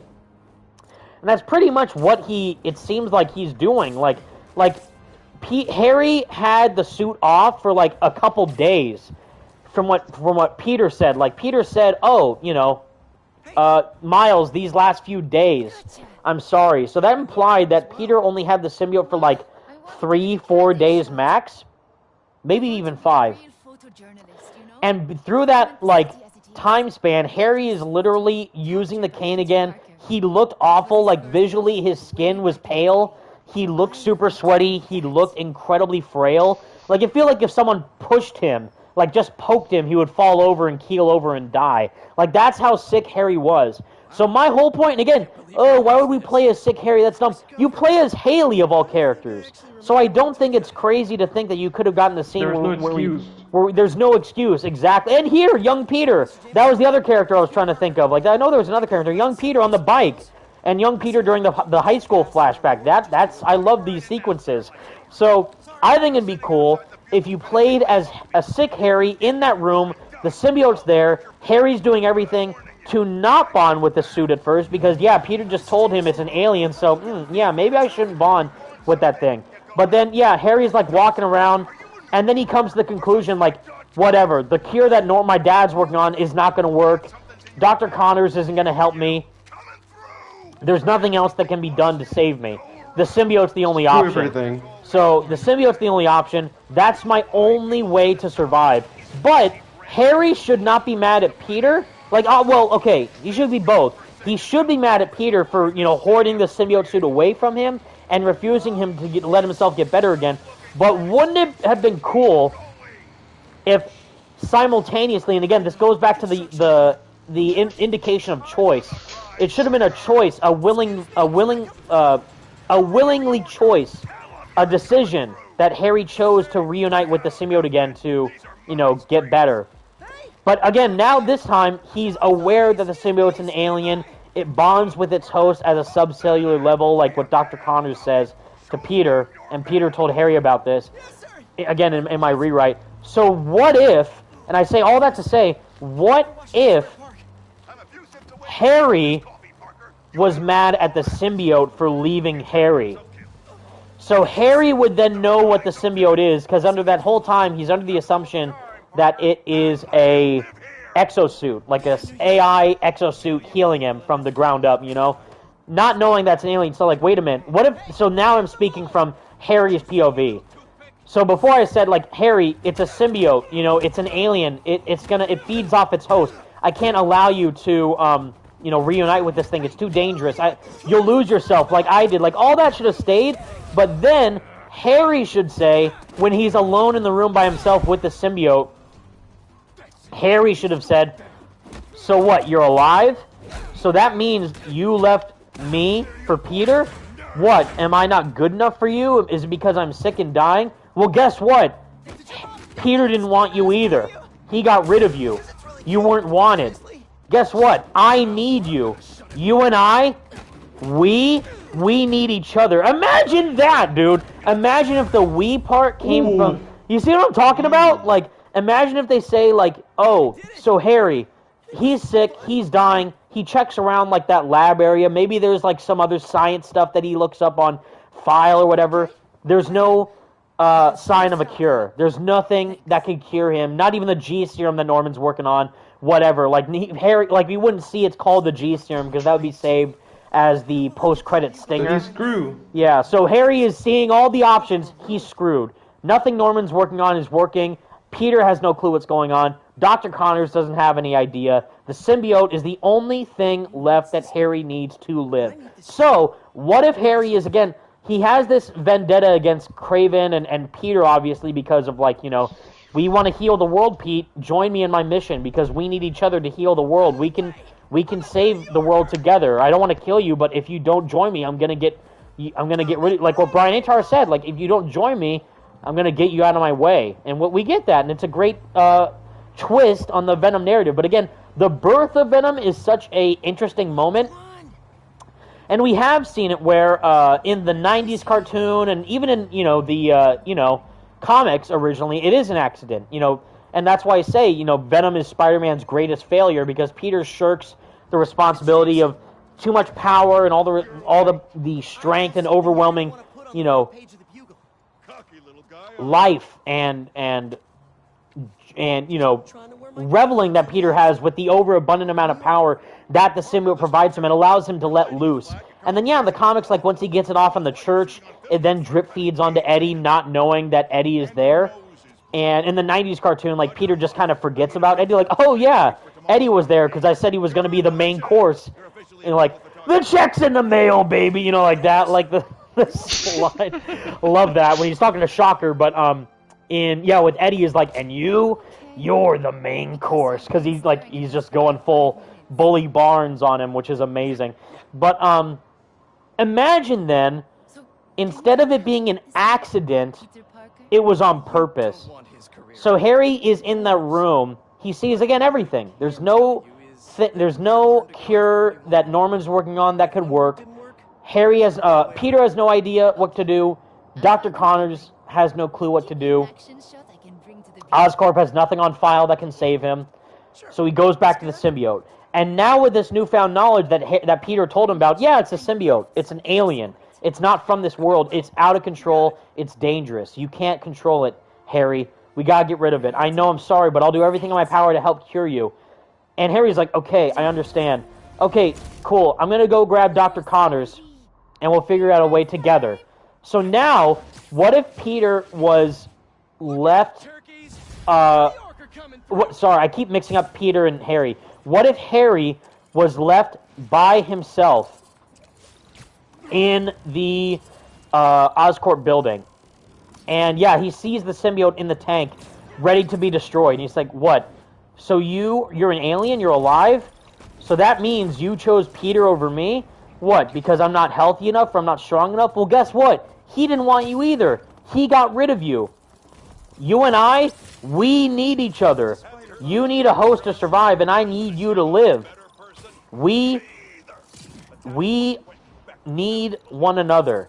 And, like, what if instead, yeah, you controlled, sick Harry, but then what if now there's, like, a QTE? Like, what if the symbiote's, like, locked behind a jar of glass, like that, the glass barrier that we saw in the lab? And then you control Harry, and you press, like, it then becomes, like, a QTE. Like, you spam the square button to, like, hit the glass with the cane. And Harry is, like, angry, like, get out, like, I need you! You need me. We need each other. Come back. I need you. I'll let you out. He just lets all of his pent up rage and frustration out by hitting that glass, and then you keep pressing square. You keep pressing the square button to hit the glass as Harry with his cane, but he's getting weaker and weaker, and then he falls over with his cane. But the glass does crack. He managed to make a dent in the glass. And the symbiote is, like, starting to get more agitated and angry. And then, and then Peter and Norman and Dr. Connors could walk back into the room and see Harry hitting the glass with his cane. Like, Harry, no, stop, what are you doing? He's like, I need it. Like, I need it back. And then, like, they managed to get him away, like, at the last minute from the tank. Like, so there's a big crack in the glass, and, but he doesn't manage to let it out. It's cracked. But then, when Spider-Man comes back, then the symbiote gets angry again because of what Harry said managed to cut through. Like, yeah, Peter threw you away. It didn't want you. And then we see, like, what we get in the main, mission where the symbiote breaks out of the glass. So that should have happened where Peter manages to, like grab Harry away from the tank, but not quick enough, because then the glass breaks, the symbiote escapes from the tank, and then, Harry willingly reunites with the symbiote, knowing full well that it's an alien. And that would have been really cool. And then, instead of getting Peter knocked out from just throwing him into the wall and everything, as I said in the previous stream, it would have been cool if Venom attack, or it'd be again like a 180 flip on the Rhino chase. So instead of chasing Rhino as Miles, what if you're then chasing Spider-Man as Venom? So, like, you're running through the Oscorp building, you're destroying the guards.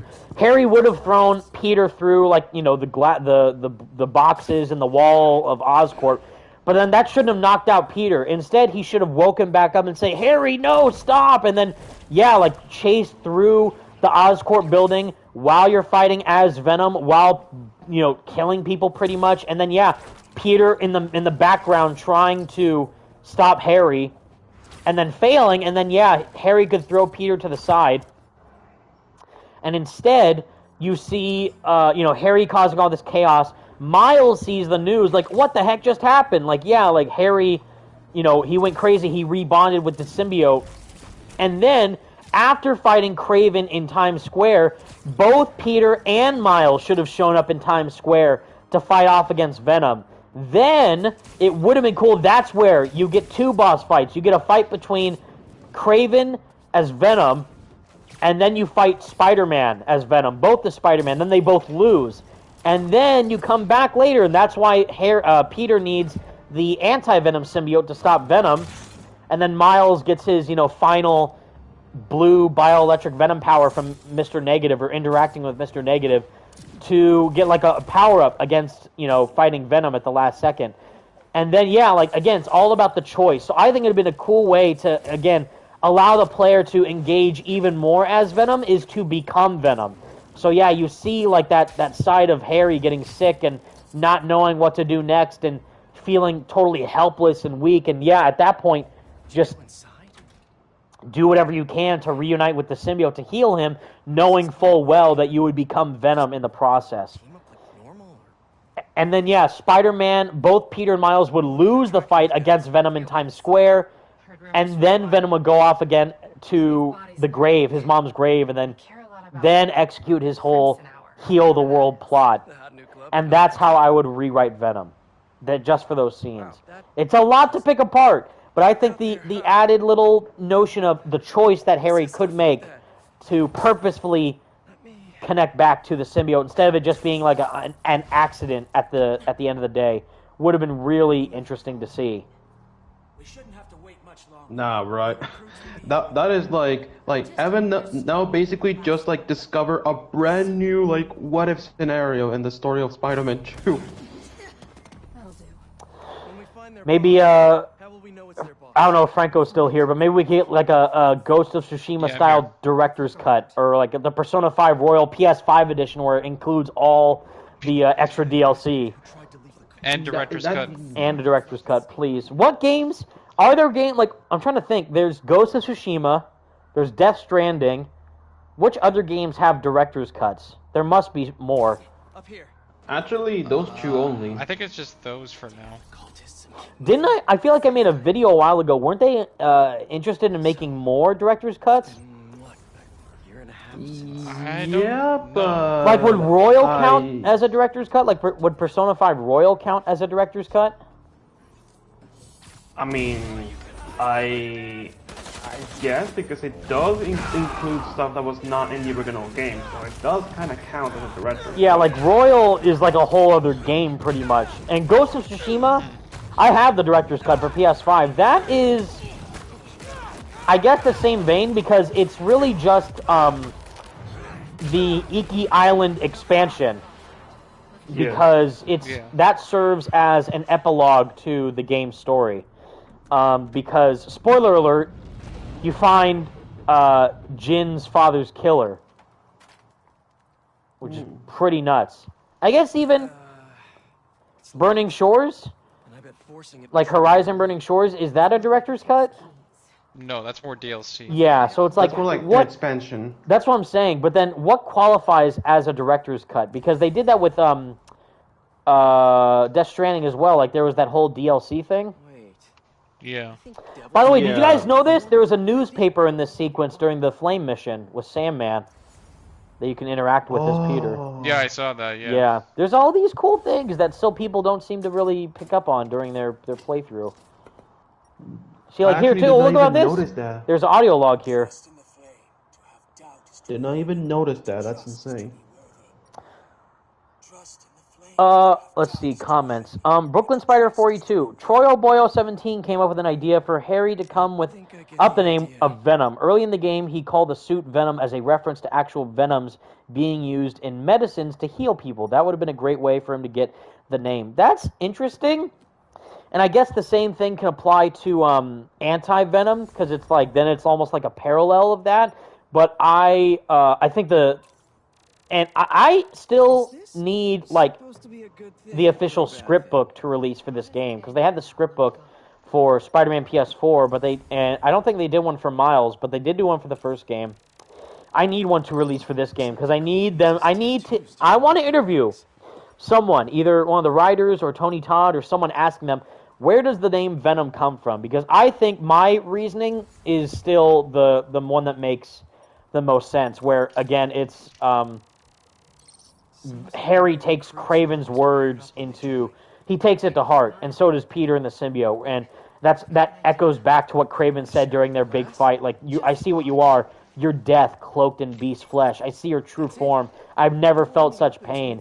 And before, like, the symbiote never wanted to do any of that to hurt or kill anyone, because it all learned those negative emotions from Peter when he was, feeling grief and anger towards everyone and Aunt May's death and still coping with the loss and all this stuff. So there's all that. And then, yeah, when Harry hears that when the symbiote heard it when it bonded with Peter from that memory, Harry could then learn that from Craven because of what he was saying during their fight. Like, I see your death. You're not as venomous as they say. And that's why Harry goes off the deep end. Like, Harry, we got to get that off you. Oh, we're not Harry. We are Venom. We're death cloaked in beast flesh. I think that is more fitting than that kind of medical part, which is a cool take, but I think the narrative beat for him getting back to with Craven and everything has more weight to it, because Craven, as what John Piquette said during San Diego Comic-Con, which I went to, he said, like, Craven's the catalyst for everything going on in the story. And that not only means for, like, setting the plot in motion with, like, they're going after all the villains to kill them, but mainly, like, yeah, he's a big factor for why Harry becomes Venom in the first place. But that's just my take. Blasty Games in the chat says, what is the one thing you want to change about the game? Mine's having the game be longer, so Peter has the black suit long enough for his personality to change, rather than having it for 3 days. Well, I would, of course, you guys know me. I'd love the black suit to be, the very start of the game, just like Web of Shadows. But again, the whole point of this is that Peter can't have the suit on for too long because Harry is dying. So maybe they could have just written it that Harry doesn't get that sick without the suit that quickly. So that could be a thing. But I like the sense of urgency because we've never seen that before. Because usually Peter wants to keep the suit, really, for the most part. But this, it's like the opposite. It's like, it's only at first where it's like, okay, we got to immediately, like right off the bat, I got to give this right back to Harry. But then it's only over time where he's like, you know what? This suit, it's helping me. It's making me a better hero. What if I keep it for myself? So that... It feels good. Yeah, it feels good. That narrative twist, I think, works really well for the context of this game. And then, yeah, it gets even sadder when he does get to the point where Harry is asking for it back. He's already near, like, the brink of death. And then, yeah, he's like, you know what? Now I do want to keep it. Now I do want to keep it for myself because it makes me a better hero more than you ever would be. It's like, man, that's harsh. But one thing I would have said, or would say, Blasty, to answer your question, what I would have changed is, again, I think we can all agree, a scene where we get Black Suit Spider-Man interacting with Black Cat, Venom interacting with Black Cat, because there's a lot of cool things in the comics where Black Cat and Venom almost have this like partnership at some point, which is really, they first go on to like, they're enemies, but then they almost have this really interesting partnership in a weird way, because Venom does the things that Spider-Man won't do, like he won't go the extra mile like for brutality and vengeance and anger and almost killing someone, or Black Cat doesn't have that moral dilemma at first.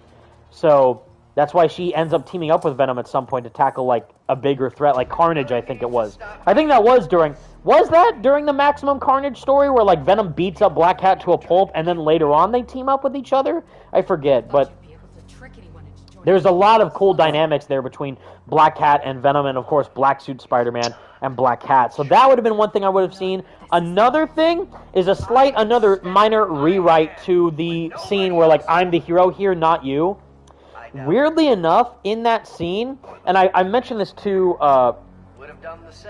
my mom, which is funny because we were talking about the Raimi trilogy and everything, is that a lot of issues that people had with the movie, and I do too, Spider-Man 3, is that I forgot how little the black suit there was in the movie. Like, and that's of course a big factor why Raimi wasn't really a big fan of the Venom storyline and all that, whatever. He's not really that interested in that narrative compared to Sandman, because Sandman's the big, focal point of that movie. That's really, the one that he wanted to do. Yeah, that's the one he really wanted to do. And then I think Spider-Man 4 was going to be Vulture or something, or possibly Mysterio. Yeah, Vulture and Lizard, I think. Yeah. Vulture and what? Lizard. Lizard. Oh yeah, that's right. Yeah, Dylan Baker's Lizard would be awesome. Get it done, or I'm failing you. Oh no, Dr. Connor's class. So there's that. I got. Yeah, Spider-Man 4 would have been great. But my point is, in Spider-Man 3, a lot of people, when the movie originally came out, and I heavily remember this because I was one of them, is there wasn't enough black suit Spider-Man. Like, there was a lot of scenes where Peter was in the black suit outside of the costume, like when he's doing the whole Bully Maguire stuff, of course, and he's in the jazz club, and he hits MJ, and he's flirting with Betty Brand and Ursula and all that. The dance. So all that was with Peter outside of the suit. But a lot of people in the movie wanted to see more of Black Suit Spider-Man actually wearing the suit. And I know there was deleted scenes that have been released recently where like Peter's swinging around in the daytime with the symbiote, which is cool, and like beating up bad guys in those Daily Bugle pictures. That was apparently going to be like full scenes. So that's one thing I would like to see more. But yeah, the feedback is the general public wanted to see more of Black Suit Spider-Man in action rather than seeing, Bully Maguire. But Bully Maguire has become such an iconic thing now that, it can't be undone. Whereas this game, it's really interesting because that dynamic, or that parallel, has flipped. flipped on its head, where a lot of people now in this game wanted more of Bully Lowenthal, outside of the suit rather than seeing just symbiote Spider-Man in the suit, because a lot of people care more about what's going on with this version of Peter underneath the mask, and seeing him on the darker side with interacting with Harry and MJ would have been cool to see, and how those relationships change with like Felicia or Miles, Rio even, and we get those moments in the suit though. We get it with him in the Spider-Man costume, and oh my god, all these guys are dead, by the way, because Peter just went ballistic with the symbiote surge. But yeah, he goes, he interacts with like Rio and MJ and Miles in the black suit. I would have liked to have seen it with a couple more scenes where Peter's outside of the black suit, and we get that one scene with Peter, in the apartment building. Only one, yeah. With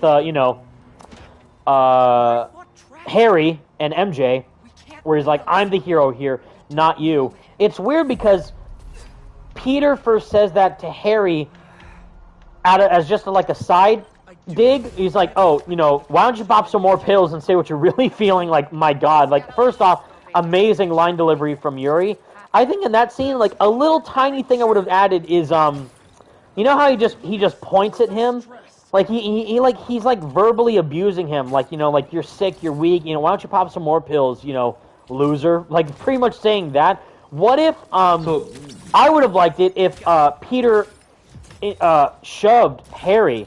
Like, just a more physical thing. Like, how he hit MJ in Spider-Man 3? That was a huge, that was the thing. That turned him off from the black suit, like, that kind of woke him up. So, this, it'd be like, he interacts with Norman a lot more than I was expecting. Which I like, but I think it would have been interesting if Peter, like, shoved Harry to the ground, or at least pushed him, like, to make him, like, feel pain or something, like, ow, like, like, just, like, the one little extra push to make him, like, go off the deep end, like, wow, I can't believe Peter just did that. Like, he just kind of, like, snapped at, Rio, and also with Martin Lee, like, "No, you've done enough," but he never really said anything mean to him, and, for Harry, though, like, he's gonna be Venom, so I feel like they should have done, like, a bit more to, like, really push that, anger side towards Peter further for Harry, like, "Oh, like, oh, I see you got the suit off, my hero," but instead, like, what if Peter, like, shoved Harry or pushed him, or just, like, "Why don't you pop some more pills, push, and say what you're really feeling," and then he kind of goes off on this tangent with MJ, but another line of dialogue that would have fixed it easily for me is, he kind of goes off on that rant with MJ where he says, "I'm the hero here, not you," and then leaves. Instead, he should have said, "I'm the hero here, not you," to MJ, and then look at Harry and said, "Either of you," or "Neither of you. Neither of you are the hero. I'm the hero." And then, of course, he gets that conversation with Miles. He's like, "I'm the hero. I don't get saved." And, we find that out because he feels so guilty still for not letting Aunt May, or not saving Aunt May and everything that happened, because it's so heartbreaking, and it really hits home. But yeah, like, even further to, like, Harry's rage and frustration, like, man, like, "You're not a hero, Harry. Even though you teamed up with me as Agent Venom, no, you're not the hero still, I am." Like, imagine if he said that, like, that would be heartbreaking. Because that's all Harry ever wanted, was to, like, be a hero with his best friend and, team up with him and heal the world and save people and help others. But then imagine, like, "Harry, you're nothing. I'm the one who does the saving. You don't. You're nothing without me." Like, imagine if he said that. That would just be heartbreaking. No, yeah, it's like, that's what I wish this version of Peter, like basically, like, actually make him, like just straight up, like, actually be, like, just enraged for the others. Like, "Oh, you think you're the hero? You're not. I'm the hero here. None of you are." Like, yeah, like, he shouldn't have. He obviously, I don't think there was any reason for him to, like, hit MJ like he did in the movie, but, like, and not punch Harry either. But, like, yeah, like, do something like shove him, or just, like, get a little physical with Harry as Peter outside of him wearing the suit. Would have been really cool to see. And also, it's like, yeah, like, more interactions with Peter outside of the costume, because we only really see that stuff in the costume. You but get it in not really much. Yeah, you get it in that scene, like I'm the hero here, not you, and then the where he's about to go to sleep, where he's unmasked. Yeah. We should take this on the road sometime. Yeah, like those. There's those like where two he scenes gets like only- overconfident, like sounds great, MJ, whatever. I'll look at it tomorrow, and then yeah, you get the big, Oscar Game Award worthy moment from Yuri Lowenthal, who still got robbed, where he says, "Yeah, I'm the hero here, not you," and that that's a huge thing. But I feel like that should have been directed to Harry rather than MJ. Yeah, it's like I'm the hero here, not you. Or you and could not have, Harry. and again, you could have done both, like to MJ first, I'm the hero here, not you, and then neither of you, and then look at Harry and say, yeah, neither of you are the hero, I'm the hero. And just have Peter just actually say really mean stuff, especially to Harry, like, oh, you're getting weak, you can't even stand for yourself, Right. Pathetic, or stuff like that. Well, that's kind of like, yeah, why don't you pop some more pills and say what you're really feeling, like, man. Frickin' Yuri Lowenthal, man. I know, dude, like, legend. No, yeah, absolute legend. But again, that's why, and people are complaining, like, we didn't get enough symbiote. That's why it's so important to play those missions as Black Suit Spider-Man, like the side mission stuff, because there are side missions with the Craven Hunter bases that add more depth to the Black Suit narrative, to what Peter's going through. And even when you go to visit Aunt May's grave, that's a big thing. Like, he's like, I put that in my Venom video. He's like, no more helping people one at a time, not with this suit. So he's saying that, like, he is aware that the symbiote is helping him become stronger and level up. So why on earth would he get rid of it? That's pretty much like his big, goal, to keep it for as long as possible. No, it's like there's even like a different version. Like after Peter gets rid of the suit, he says to Aunt May's grave, like, "Oh, you should have seen me. Yeah. Yeah. Yeah, like not the best past few days, May. Parker Luck is back with a vengeance. That's what he says, or he says that both. He says, "Yeah, these last few days haven't been my best, May," and then at the end of the game, like, Parker Luck's back with a vengeance because Harry's in a coma. Yeah, and like, and that's not just with Peter. Like, even Miles has that too with when he goes to Jefferson Davis' grave. Yeah.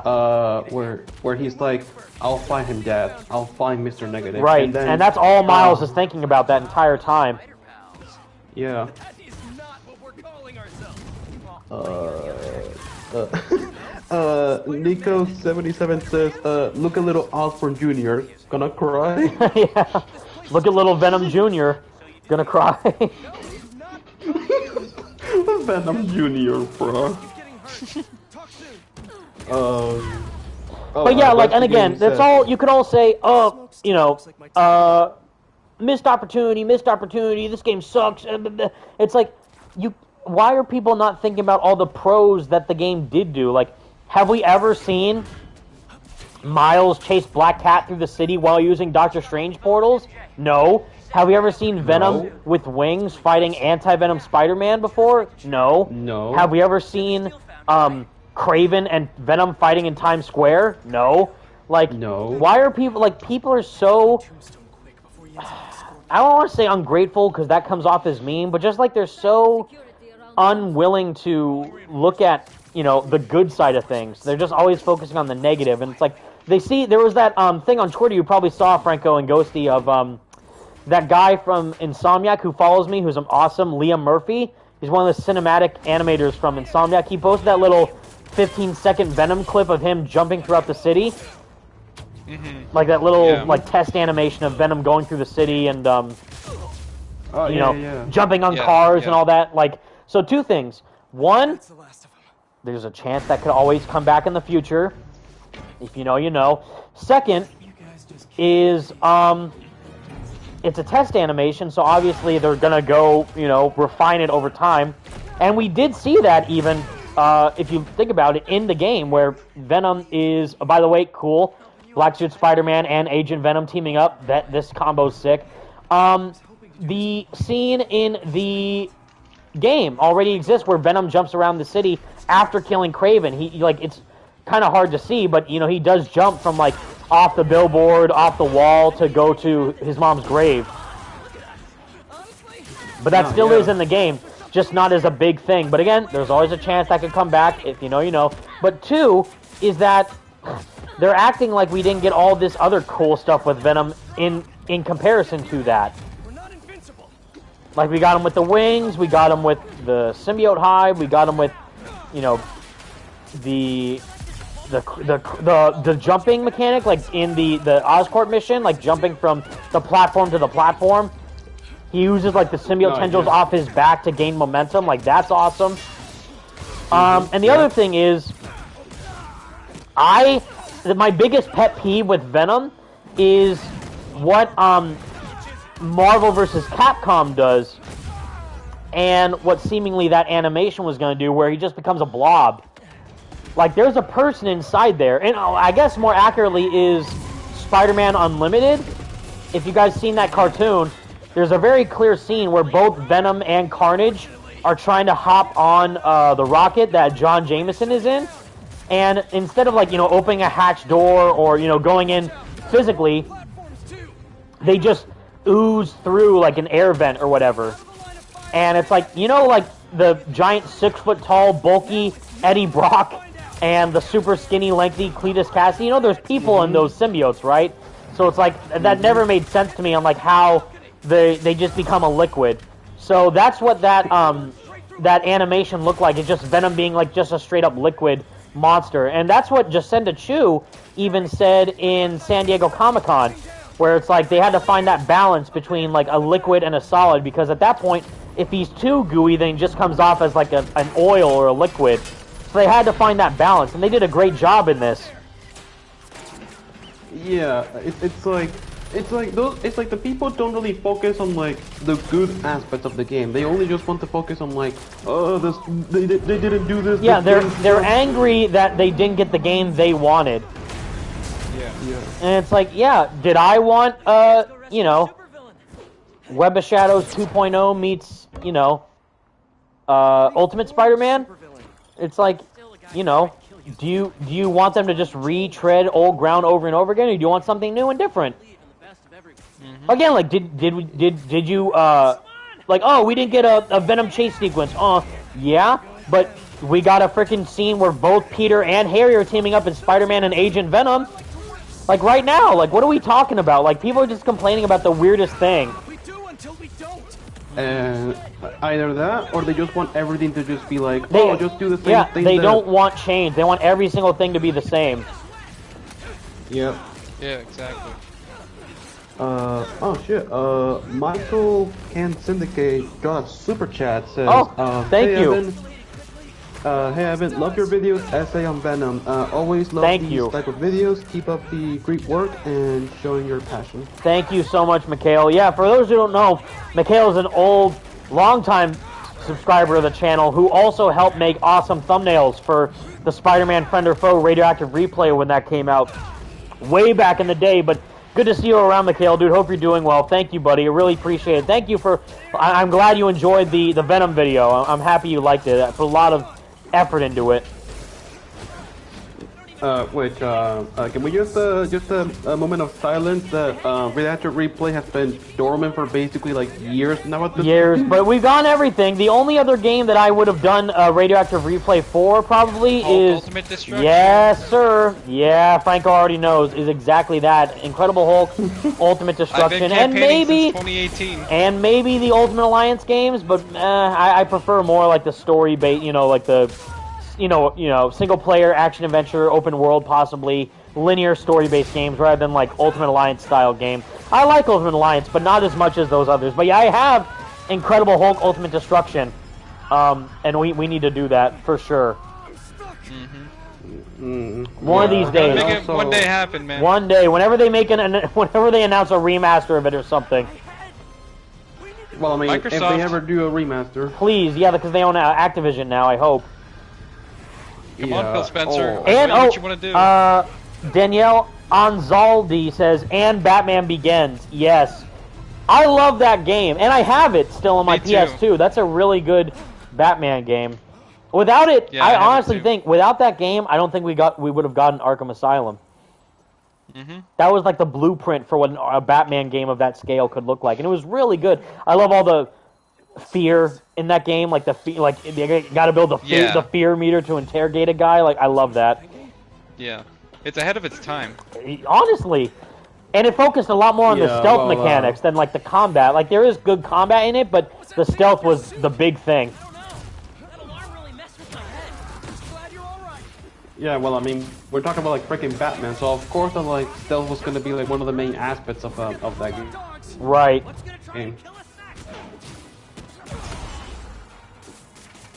Oop. But yeah, one of these days, Radioactive Replay, like an MCU post-credit scene, Radioactive Replay will return.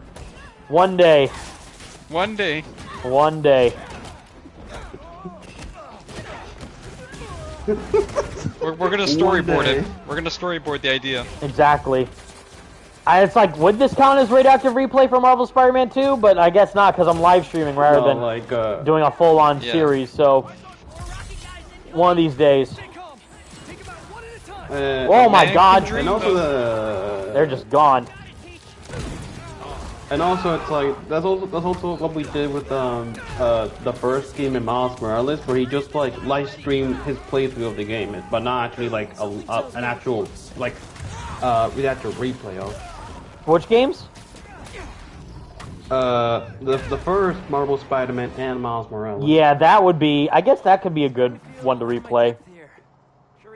That is insane, by the way. That it's already been over 5 years since the first game released. That makes no sense. Yeah. Time is a madman. 5 years for the first game, and then I think 3 years for Miles Morales. Yeah. It's gonna be 4 years later this year for Miles, and then 6 years later this year for Spider-Man 1. But yeah, man. And then already a year anniversary. What the heck? A year anniversary for Spider-Man 2. That's Marvel Spider-Man 2. That's insane. My god, already. And like, we're getting old. I'm gonna break you out of here, okay? You can't. Bro. Time is nuts. When you realize that the Spidey Squad turns 10 years old in 2 years. Oh my god, dude. Too much. Too much. And hopefully 10 more years to come after that. Yep. If we're still here. Absolutely, we still be here. Only sad thing is, I'll just be so busy with real life stuff that I hope I can still make videos. But I will. I promise. I just need to lock in these next few days or something if I'm able to get around to it. But on the bright side, to let you guys know what I've been up to, I've just been networking a lot with people on LinkedIn, connecting with a lot of really nice people who have reached out or who I have reached out to, but have been kind enough to point me in the right direction. So hopefully it leads to some good stuff down the line. Fingers crossed. Hopefully, because it's like bro, like Evan has been working on this, like he's been leading up to this for like what, 3 or 4 years now, that he's been like looking away into the gaming industry. Trying my best. That all helps with networking and all that in person, going to like Comic-Con and E3. But this year has been the start of really trying to take that next step. Like, hey, you got any jobs available? like stuff like that. So, but I'm as both Ghosty and Franco know about what job was I almost got hired for. I'm really proud of myself for how far I've been able to make it, just in terms of my own, work I put into resume building and portfolio editing and all this stuff. So It's a lot, but I'm really, not only am I proud of myself, but I'm shocked that, you know, I was able to get to a place which would have been considered at one point like a dream job, but, you know, it's wild.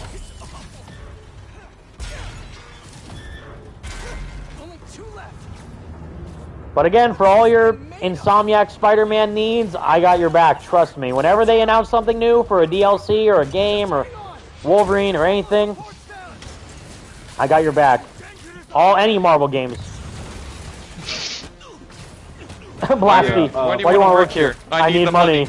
Rent. I need rent. Yes. Honestly. No, but like,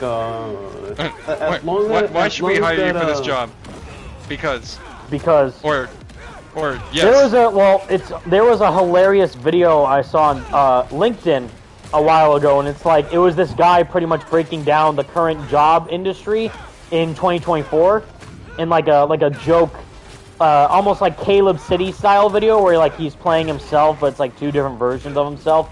So he's like, oh yes, we're a gaming company looking to hire an employee, and like he acts as the employee, like, yes, okay, great, I'll submit my resume. And he's like, oh, okay, so now you got to add a cover letter explaining why you want to work here, even though you don't really need to write that in the first place. It's like, okay, yeah, I'll write that. And also, can you write, I'm the prettiest girl in school? It's like, yes, you're so great. Because that's pretty much what it is. It's like, you're sucking up to the game company. It's like, yeah, you're the prettiest girl in school. You're the most popular kid in the class, you know. You're the funniest one at the prom. All that, and it's like, yeah, that's pretty much exactly what it is. Like, yeah, you're great. I love your company so much. And it's like, oh god, it's awful. And it's like, okay, we'll get back to you with an email saying whether or not, you can be interviewed. Like, okay, I'll wait here for the next 3 months, not hearing anything, feeling like I've been ghosted. And it's like, oh great, we emailed you back, but we actually chose someone else that we already chose way in advance. I had in the meantime. And it's like, oh my god, it's just. Yeah, there's so many layers and stuff, like, it's too much. My god, no. That's so hilarious. Funny. Yeah, I don't know if you guys have submitted a cover letter before, but that's exactly what it feels like. Because it's like, oh yeah, I have before. Yeah, right, Franco, it's like, oh yeah, I want to work here, and by the way, your hair is super pretty, you're the prettiest girl in school, you're so funny, like, you're just trying to make them like you, it's like, it's just so suck up-ish. It's so bad. Yeah. It's like what's the point? Yeah. There isn't any. Like, what's the point and be like, oh, you also have to say like how handsome you are and if you really want the job and all that. And it's like, oh, by the way, I really like that, I like your shoes that you're wearing too. Like, all this. Yeah, you have a nice outfit. You're looking great. Yeah. Did your husband give it to you or something? I don't know, but like, it's still a good one. Like, it's so weird that's exactly how cover letters work in the industry today. And but even now, like, specifically in like the entertainment or gaming industry is the main field I'm obviously trying to apply myself towards, is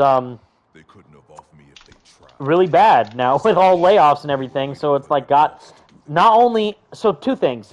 A, not only are the layoffs happening, which is already bad in of itself, but they're also, it's a very tight-knit community from what I've found out about, gaming jobs. And it's like, well, if one developer already worked at another studio and they got laid off, and then there's another developer looking for another position to fill out, then chances are they're just going to go ahead and hire the developer that just got laid off rather than take the chance on hiring someone brand new.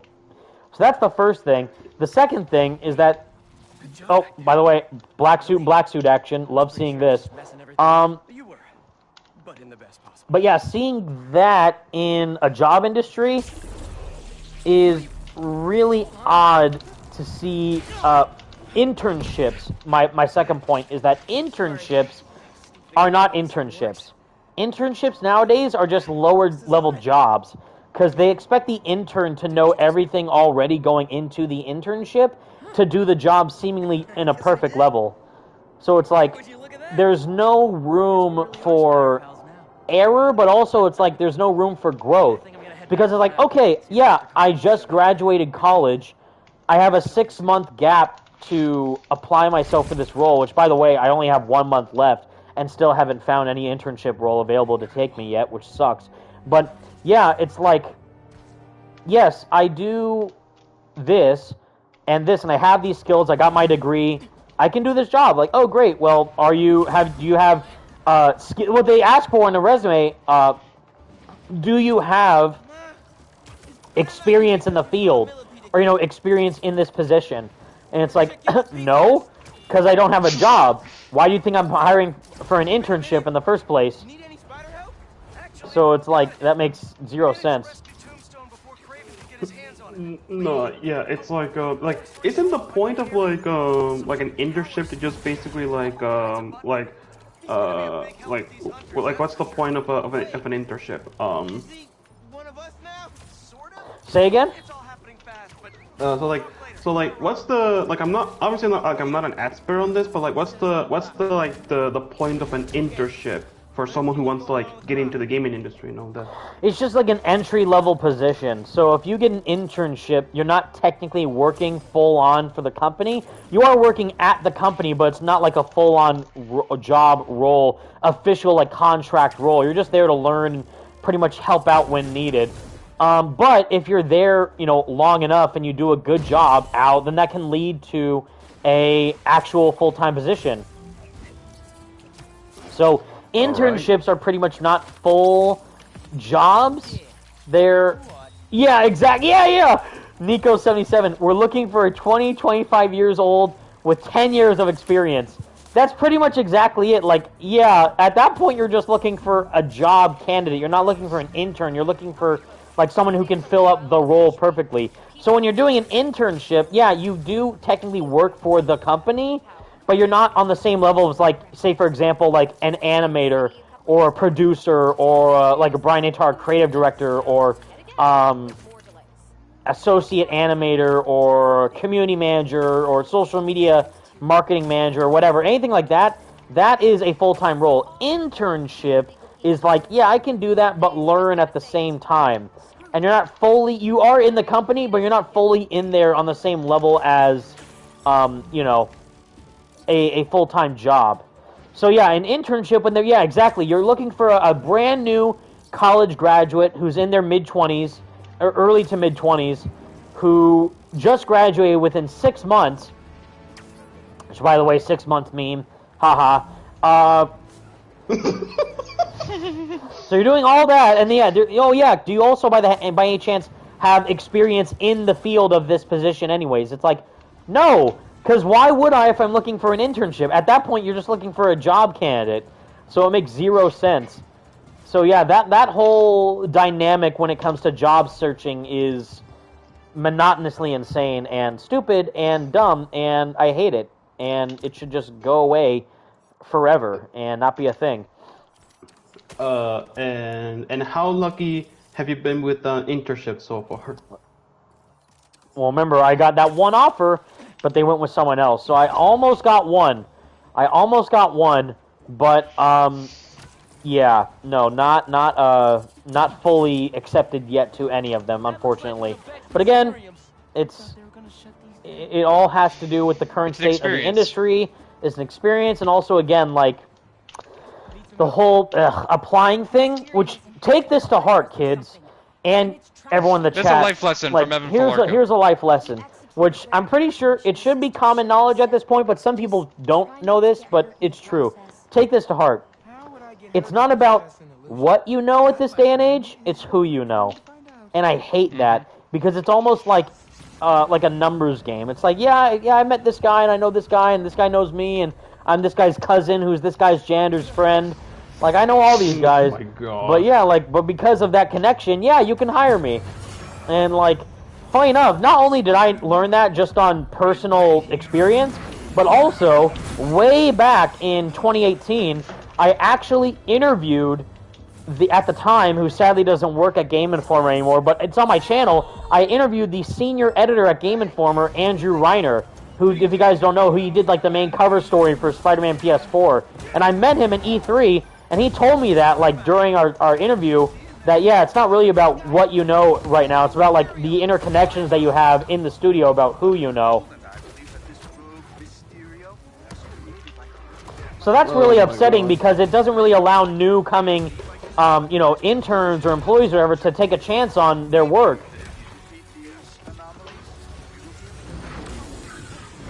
Oh God. So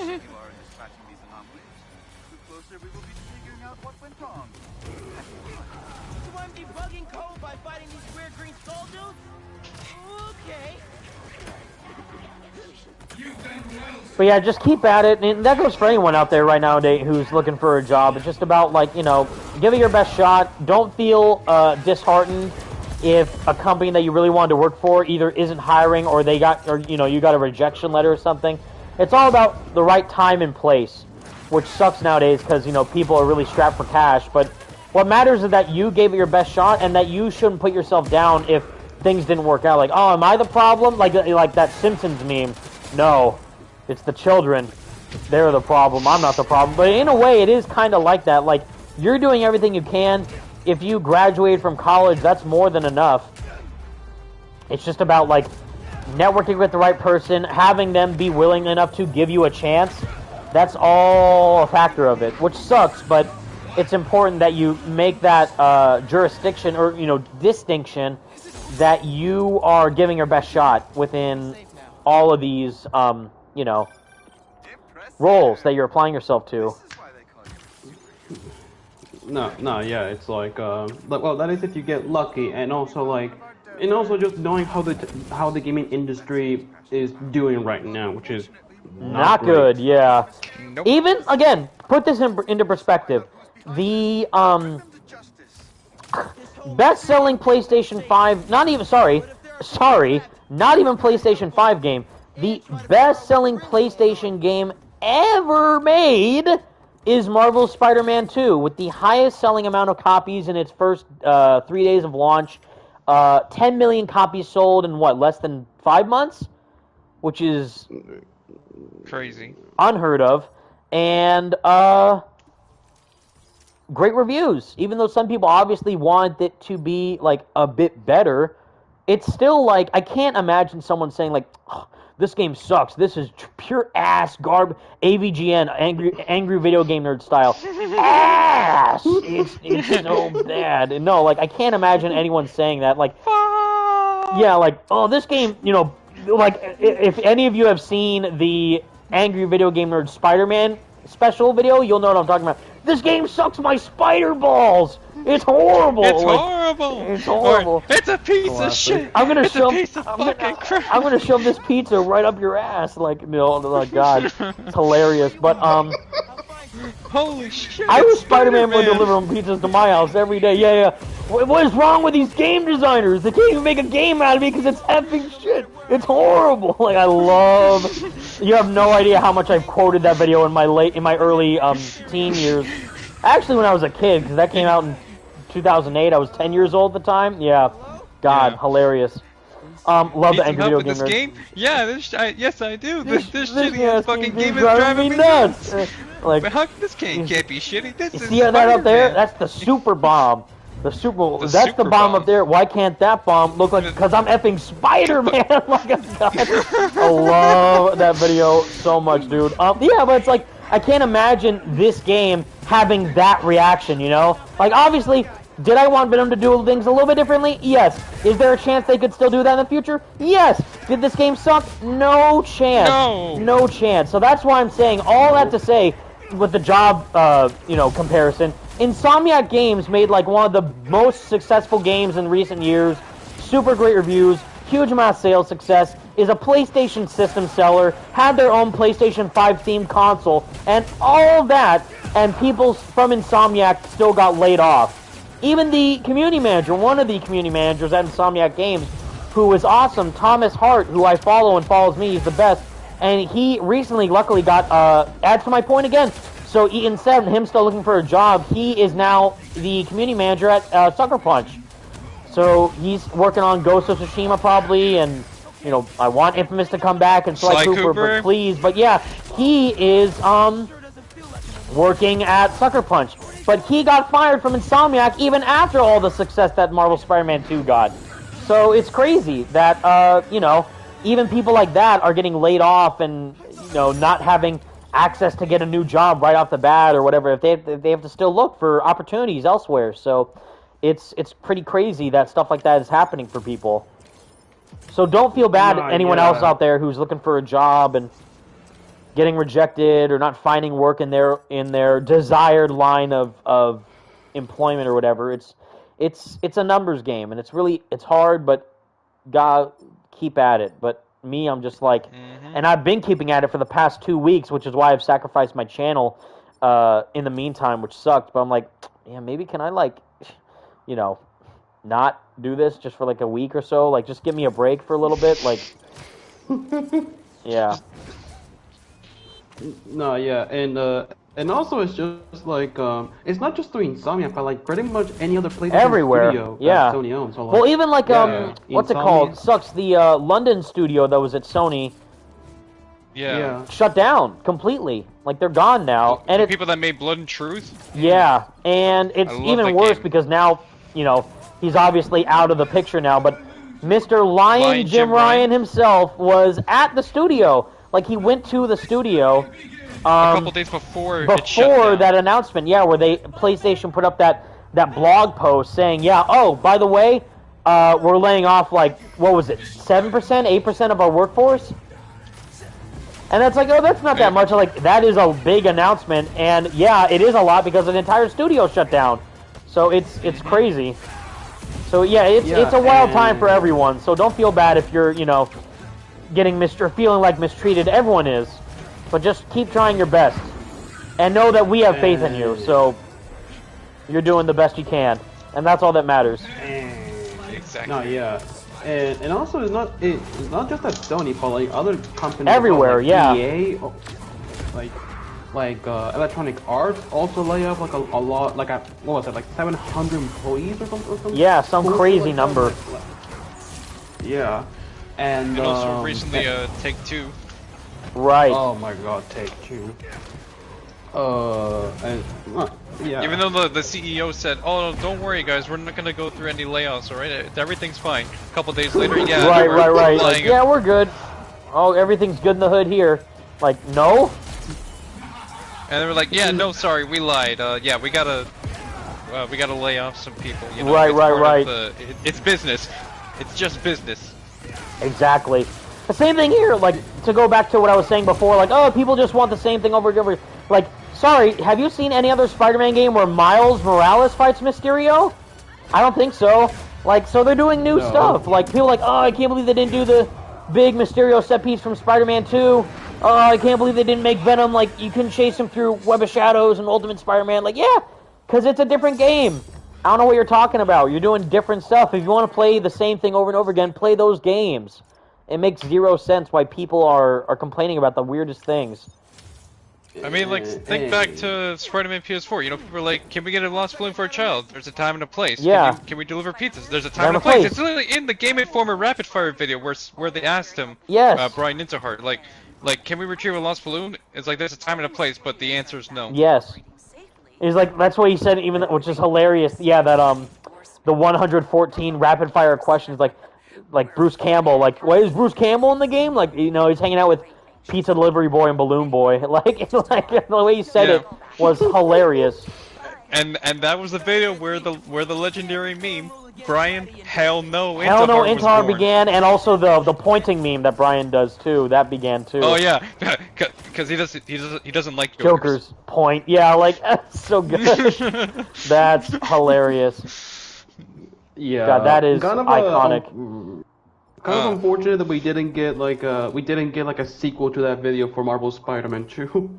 I know, which sucks because they never did a Game Informer cover for Spider-Man 2. But yeah, hopefully in the future something we could see them do. Marvel Spider-Man 3 Game Informer. I hope. Marvel's Wolverine. Marvel's Wolverine. I can't wait for that. Exactly. Fingers crossed. Yeah. Would love that. And and like, if the layoffs were bad enough already, the companies also just seem to, like, they're only more interested in, like, making live service games instead of, like, Yes, which is why that's a big problem. Absolutely, Ghosty, and also it adds to the feedback that people, or that Sony received from people for last year's PlayStation Showcase. because even though, yeah, we saw Spider-Man 2 gameplay and it was awesome, a lot of people were left majorly dissatisfied from the game reveals that they had there. Well, with the exception of like Metal Gear Solid Delta. Right, but they wanted more like, you know, like the Ghost of Tsushima 2s. We got, which is weird because we saw Death Stranding 2 at the State of Play a few months ago. So there was that, but yeah, they want like those types of bigger games. Oh man, whoa, wow, that is so kind. You did not need to do that. Thank you so much. $20 donation from Dragon Bat Spidey. Thank you so much. Since Spider-Man 3 re-released in theaters last week, would you like for Sony to release a director's cut with the deleted scenes someday? And have you heard of Venom's alternate death scene that was deemed too controversial by test audiences? Yes, so 2 questions there. So, to start off with the last one, yes, I have heard of the controversial Venom death scene where it shows, like, Eddie Brock's skeleton, like, morph with the symbiote with, like, the teeth and everything. That's pretty, that's metal. To quote Star-Lord from the Guardians of the Galaxy game, that is so metal. And that's awesome. Like, I think that's pretty cool. But I think, like, yeah, the Goblin Bomb just incinerating him, I think that works better for the audiences at the time. And for the deleted scenes, I think, well, I know, like, there's Spider-Man 2.1, right, with, like, the extra train scene and stuff. Didn't they release Spider-Man 3.1? Is that a thing? Like, editor's cut. Like, yeah, isn't there a Spider-Man 3 editor's cut already out there somewhere? Yeah, there already is. So, Sony released a director's cut with the lead scene someday. Yeah, because isn't there, like, the scene where Peter web swings in the daytime in the black suit?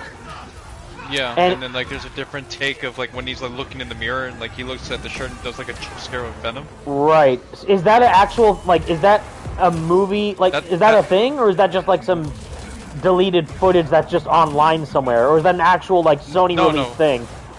No, that's actually in the editor's cut where he's looking in the mirror and he sees a flash of Venom? Down, and it looks up. Yeah, he sees a flash of Venom. Interesting. And he jumps. Yeah, they should. I have it. So, I have the editor's cut. Oh, that's sick. No, yeah, so I think Sony already has that released. Maybe, like, would you want that to have released in the theater? That'd be interesting. If they released, like, Spider-Man 2.1 in the theater. Which, hot take, well, I don't know if it's a hot take. I prefer the theatrical cut of Spider-Man 2 more than 2.1. I know that's a hot take, because there's actually more scenes of Doc Ock fighting Spider-Man, but I don't know, I feel like the theatrical cut But what, you don't like the scene where JJ's in the suit and he's okay. I love that scene, but it just feels so out of place. Like, it obviously makes so much sense that he would do that, but I don't know, like, all this stuff with, like, Peter, you know, trying to figure out what to do as Peter Parker and not be Spider-Man anymore, and then, yeah, you just get this scene with JJ in the suit, like, that's just so, it just feels so out of place, but it's, yeah, that's hilarious. And yeah, he has the cigar in his mouth too, like flipping around. Like it's so weird because it doesn't look like that's actually J.K. Simmons in the suit. It looks like someone like deep faked his head onto Tobey Maguire or someone else's body, and he's just doing that just for like a goof. But no, that's actually him, which makes it all the more crazy, which is hilarious. Mm-hmm. Let's see. I think what I'm trying to do here, guys, is I want to try and do all these Mysterio missions since they're easy to do, and then I think I might stop streaming, because we've been streaming for a while. Hey, it's Harry! And see, at least here we get Miles to interact with Harry during the crimes.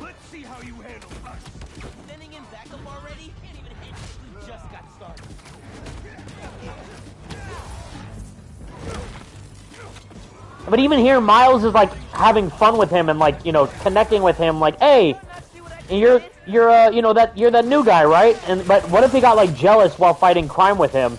That would be cool because it shows like the cool thing about the symbiote, in my opinion, is it always shows the character's most inner flaws because no character is perfect. So it breaks Peter down to his core for being like it allows the symbiote to learn hatred and anger from Peter because Harry wasn't feeling like that. Like right now. See? Pete didn't mention Spider Pals? Oh my God, Harry, please. Spider Pals for days. Which again, my theory is that we could see Harry return as Venom, and he says Peter and him are like Spider Pals, like fighting as Venom. Like imagine that, like it would be such a cool callback, like how Miles does the callback from the first game to this one, like, or Peter does, he's like, call the play coach, and they'd kind of have that trade-off where Miles is now in charge of calling the shots because he's come so far as his own Spider-Man, and you know, Peter trusts him enough to make that decision for himself to do whatever. So now, what if Harry does that where he regains control of the symbiote, he becomes Venom again, and then, yeah, like, instead of being at odds with each other, Harry regains the control of the symbiote to go after, you know, Cletus as Carnage, or Norman as Green Goblin, or Doc Ock returns, or, you know, whatever.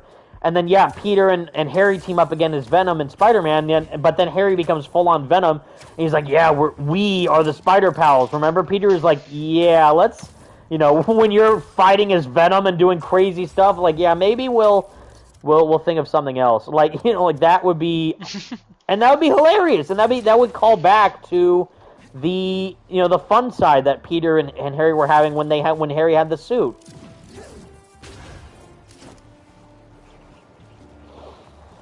And see, they even have a suit here referencing Noel. So it's like, come on, why don't people think that Noel plays a big part in this game? I think he does, at least. Maybe they did just use the cool visual imagery of Noel or whatever, but I think there is more to it than meets the eye.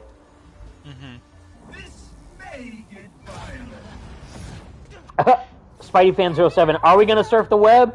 I hope so. I hope so. Surf the web. Shut up, Brock. We don't have time. Parker, wait. Could it be? And yeah, like, don't you think?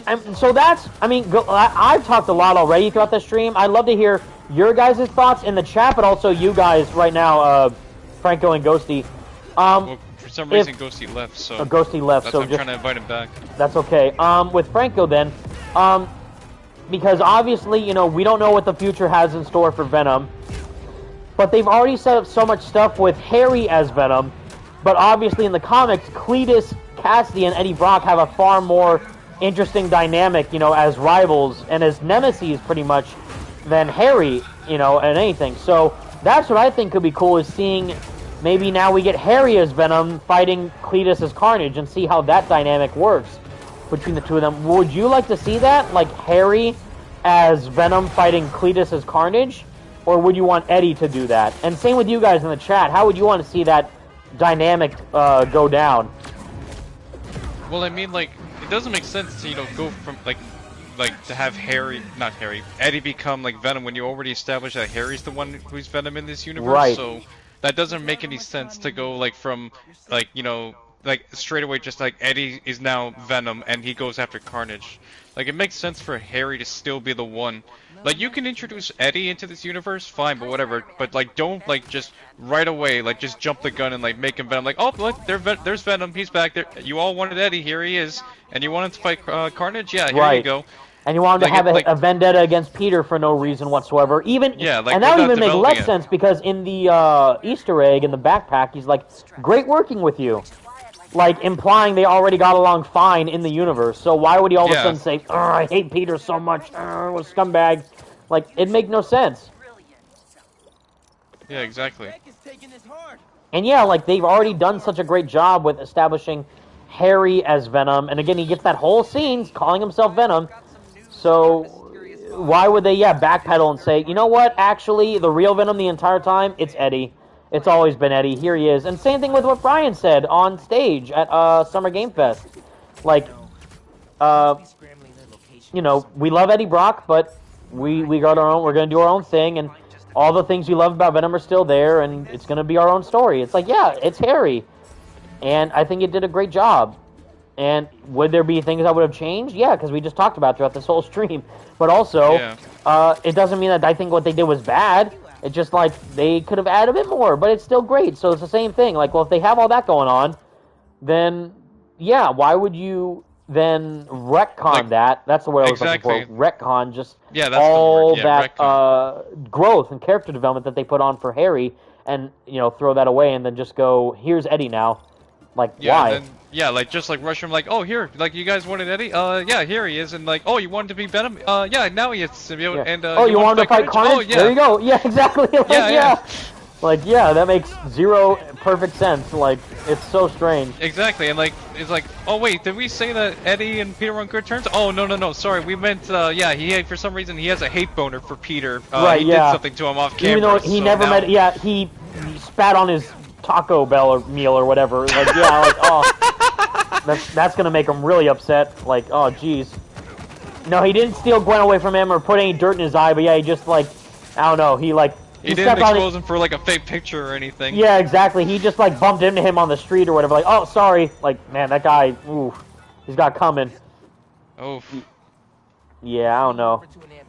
I think that's such a weird. That'd be such a that I think would be worse if they did that and just brought in Eddie rather than expanding Harry's character more, because there's way more to explore with Harry's character, and they've already done such a great job. And even more, Graham Phillips loves Harry so much, and he loves playing this character so much, the actor who plays Harry in the game, so why would they decide to, you know what, yeah, you did a Game Award level award performance in this game, so we're just gonna get rid of you the next one. Like, I don't know about that. I don't know about that one, Chief. Yeah, I do not know about that one, Chief. I'm not coming back, Chief. Yeah, I'm not coming back from this tape, Chief. Oh, thank you, Dragonbat Spidey, again, a donation. Thank you so much. You do not have to do that, but that's very kind of you. $10 donation. I feel like in the future of Insomniac'S Spidey games, Harry will become anti-Venom, while Eddie becomes the classic Venom we all know and love in the leaked spin-off game. Yeah, and again, that would be an interesting way for Insomniac to change the formula, because they are not doing the story from the comics, they're not doing the story from whatever, they're doing their own thing. So, yeah, like, why not? Like, Mr. Negative, well, that's the thing. I think, like, Franco, correct me if I'm wrong, I'm pretty sure it's implied that now Mr. Negative lost his powers, because he gave all his powers to Peter with the anti-Venom symbiote. So now Peter has the anti-Venom symbiote, Harry is still Venom in the end of the game, and then I'm assuming our current theory is that there's probably still like symbiote particles left in Harry's bloodstream because of what happened with Peter, and if Venom returns, then we could see that happen for Harry, where there's like little bits of symbiote particles left in his body, and then they'll somehow reunite with Harry, or that's how he gains full control of the symbiote rather than the symbiote controlling him through the meteorite and everything. So to say all that is, I don't know if Eddie would become anti-Venom, because maybe Peter could turn him into anti-Venom somehow, like, because now Peter has Mr. Negative's powers, because Mr. Negative just kind of got all the energy drained out of him from and he's just like a normal, he just looked like Peter. his normal human self. And he's like, I'm gonna go reform myself, so make up for my sins. Yeah, I'm gonna be a good guy now, which is great, because again, one of the big parts about the game is second chances. So I love that Mr. Negative is doing that and kind of owning up to his mistakes, but still trying to help in his own way. Yeah, do the right thing, and learn from Miles and learn from Peter, and he'd be proud of you, or you be proud of him. Where he's talking about Miles, where Peter's in the black suit, like, who needs Miles? I don't care about him. Like, I'm the hero. That whole scene. Like where before they break through the part of the symbiote, like they're having that conversation. Miles like, I won't forgive you, but I won't hold this grudge for you any longer, man. Like, I actually legitimately got a little teary-eyed when that happened. That was phenomenal. We got to move past it. Like, that was incredible. Like, I still don't forgive you, but in order to get through this, we got to do this together. I think that was great, and again, it ties back to the theme of forgiveness, but also the feeling of loss. That's a big theme of the game, and same with Harry, and his whole character is Venom. Like, he still is coping with the loss of his mom, and Peter with Aunt May, and now Miles with his dad, and all that. So they all have that in common, and I think that shared thematic point of their narratives that they're going through is really well executed.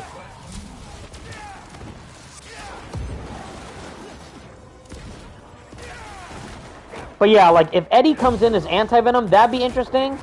Especially with the whole, Mr. Negative connection and all that, which I found very cool that they add that in for Peter, so he became anti-Venom instead of, whoever else. But a lot of people, funny enough, you bring up the anti-Venom, Dragon Bat Spidey, is that some people are confused about the ending of the game, which I actually understand, because I'm a bit confused myself, but they don't want, seemingly, Peter to have the anti-Venom symbiote in Marvel Spider-Man 3. Because they feel like it kind of disconnects from the story of Peter letting go of the power of the symbiote, but now he has all the power still, but he just doesn't have the effects of the alien, in his mind, kind of influencing him in the background. So, it'd be interesting if we get a potential, redacted game, that maybe Peter might need to use all the symbiote powers he has left to get rid of Carnage. And that would be a cool way to have all... And even more, there's still symbiotes roaming around the city at the end of the game. Even though the EMF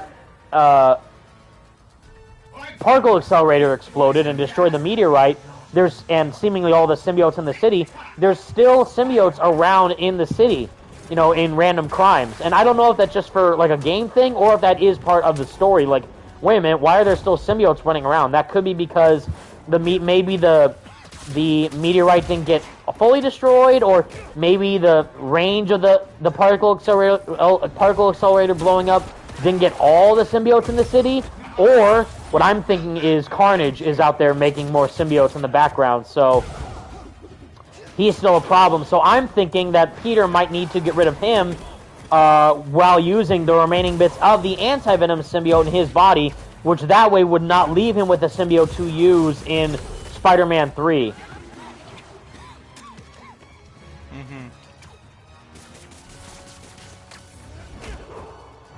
So we shall see what happens, since there's a lot of avenues for them to take. Hey, whenever you get a chance, could you try inviting Ghosty to the party? Yes. Let's see. Even though didn't he make the party? But yeah. Well, I think now you're the host now since you left. I see. I see. Let me go here in the menu really quick and then try to get him online. How do I... Is there... Let's see. Recent... So go in the party chat? I'm so bad. Oh, wait, there he is. View party details. And view party. How do I invite someone? Invite players. I have to search name for... It's too much. I can't really... Because I don't want to impact the stream if I do that, so I don't know for sure. But maybe, Ghosty, if you're listening, maybe you could start a new party and we can join that really quick. Maybe that might be better. Okay. That's fine. But I think we're still streaming, right? Yes. Yeah, okay. We're still good.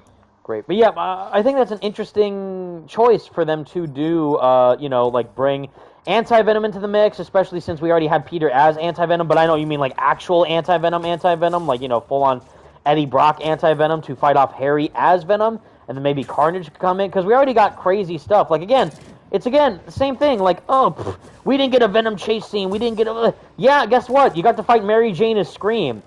Was that something we ever saw in anything? No. We got to fight, Venom with wings. Lizard. We got to chase the Lizard in the city. We got to, fight Mysterio as Miles Morales. Yeah, exactly. Chase Black Cat. Like young Peter Parker twice. Yeah, exactly. Like, I don't know. People are very hard to please. I go into... Yes. Well, yeah. I don't know. I go into it thinking, is this going to be one-to-one the exact game that I would ever want in my life? Like, the game that I would make. Sometimes yes, sometimes no. But the main thing is, I respect the vision that the developers set forth. And it's like, ugh, can't believe they did this. Like, would I would have done something differently? Maybe.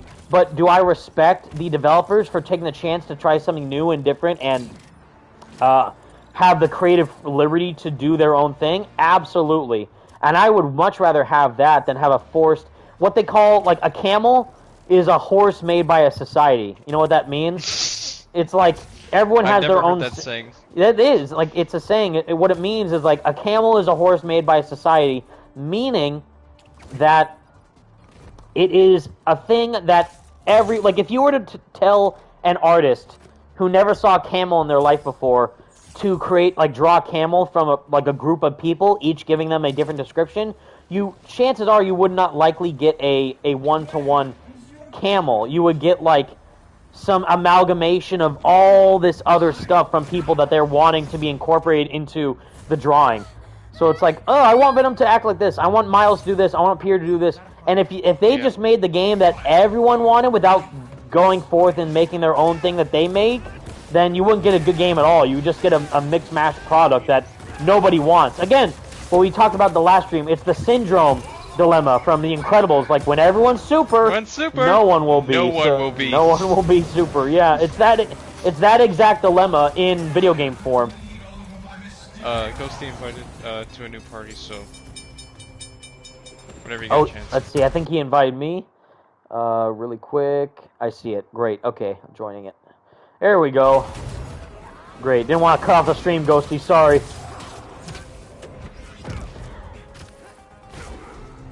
Whoa. Alright. Yikes. Suplex.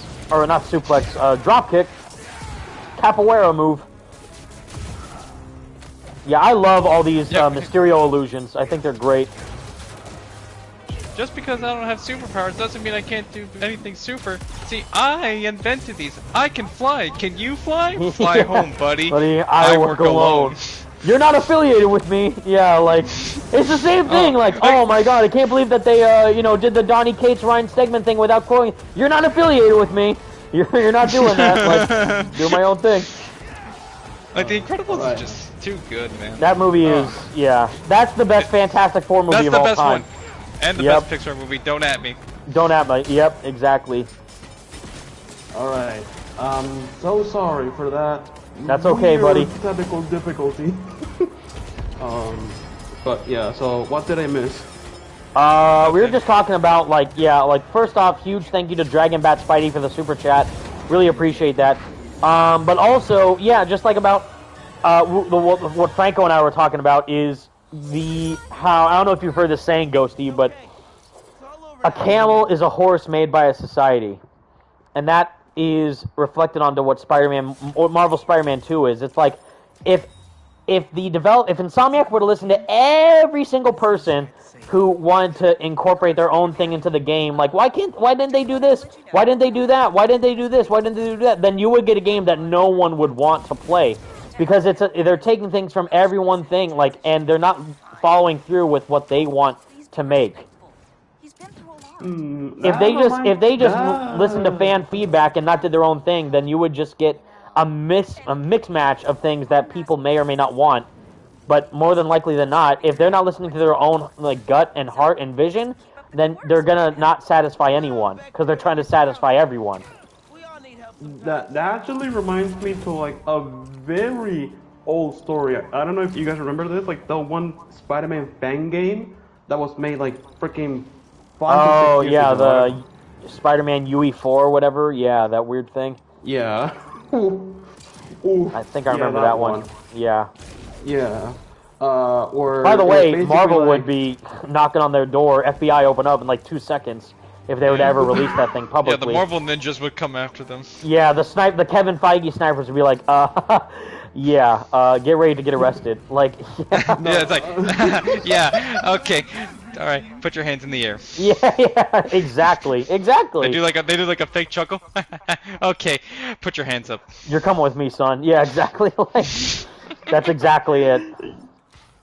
No, yeah, it's because I do remember where the creators of that game were like, oh, we're just listening to everyone's feedback. We're gonna listen to everyone and make the game that they want, and it's like, yeah, I'm sure. And well, that clearly did not work out, and so that's how and the game ended up being, well, we don't even know because the game was canceled, so. Right. Yeah. No, but I don't understand why people say the people that just say, oh, I don't like this because it's not what I wanted. It's like, oh, does it really matter? Does that make it bad? Yeah. No, because it's bad? Yeah. doesn't make or that argument doesn't hold any weight in my opinion. Because it's like, is Spider-Man Far From Home, in my opinion, the worst Spider-Man movie of all time? Yes.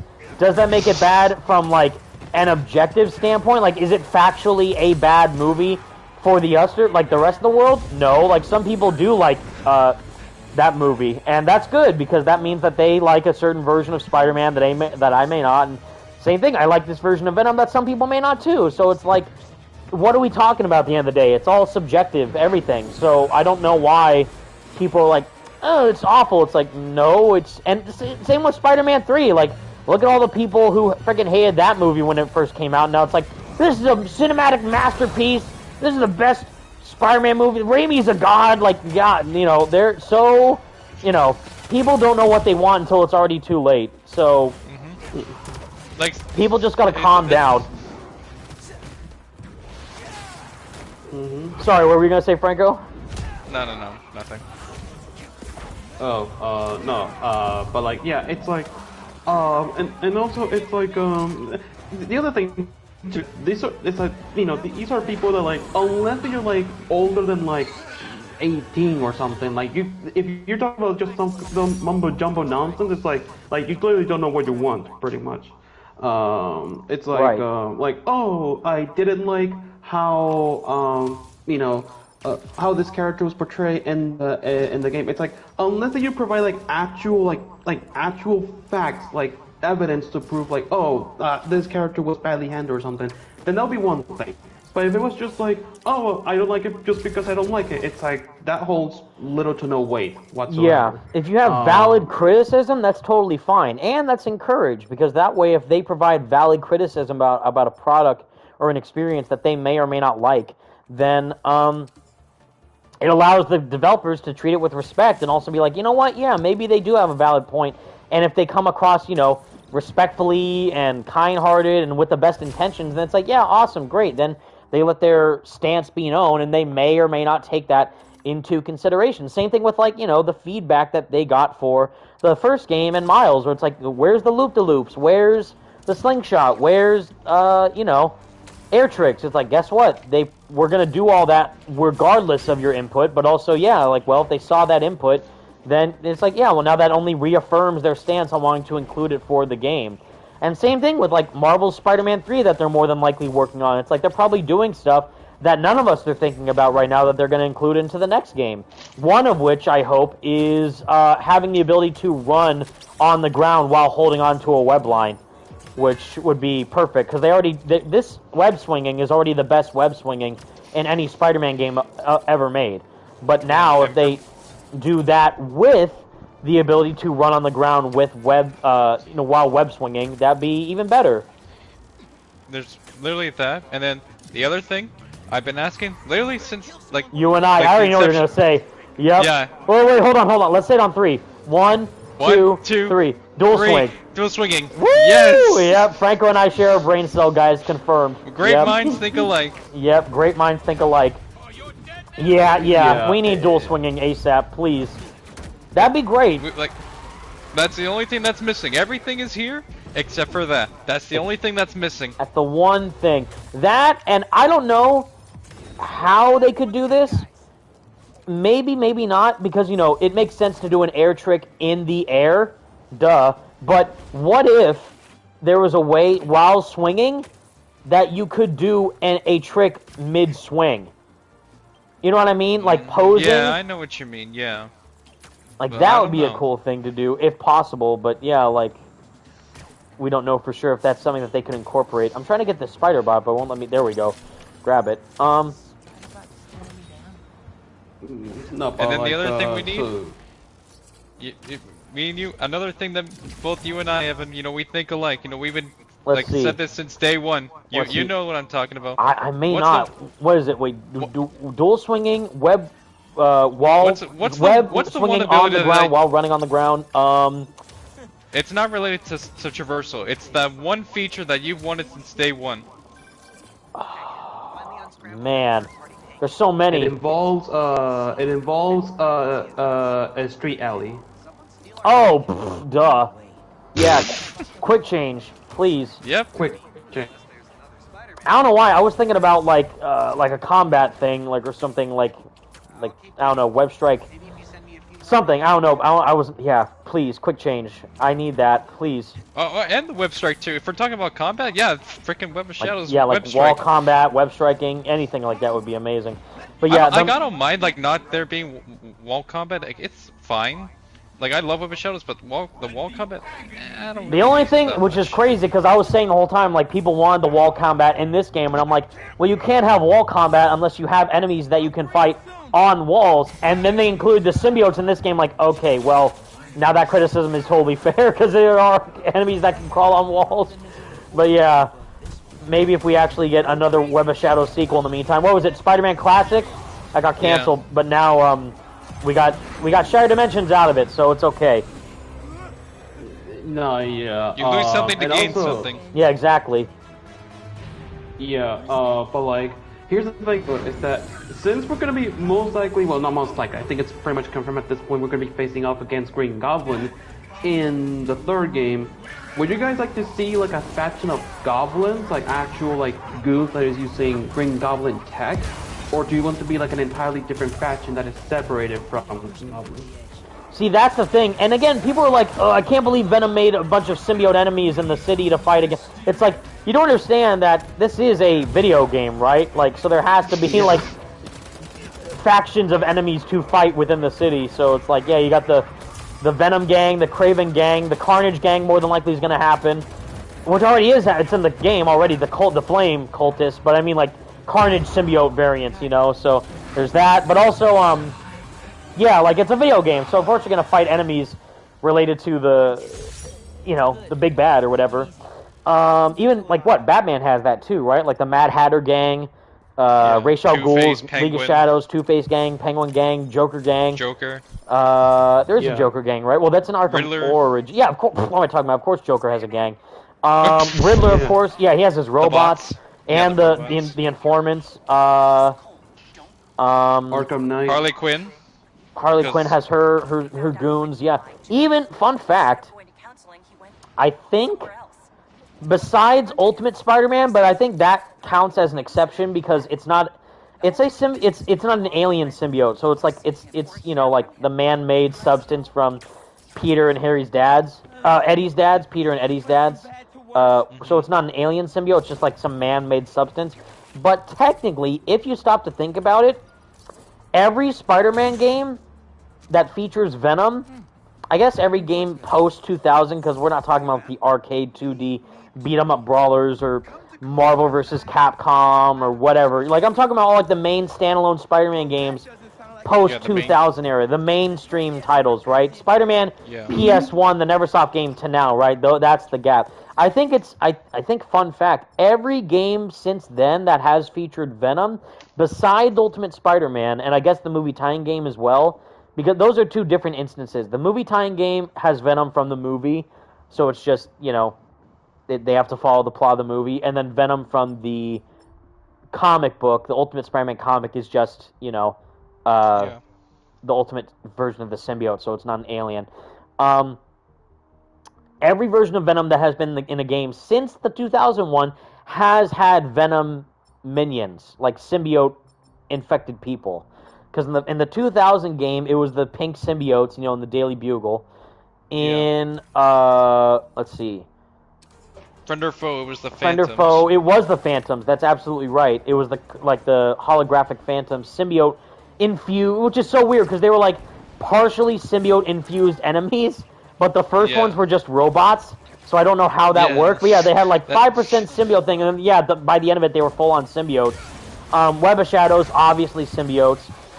Anti-Venom in Edge of Time, there were like the failed science experiments with symbiote-infused DNA or whatever.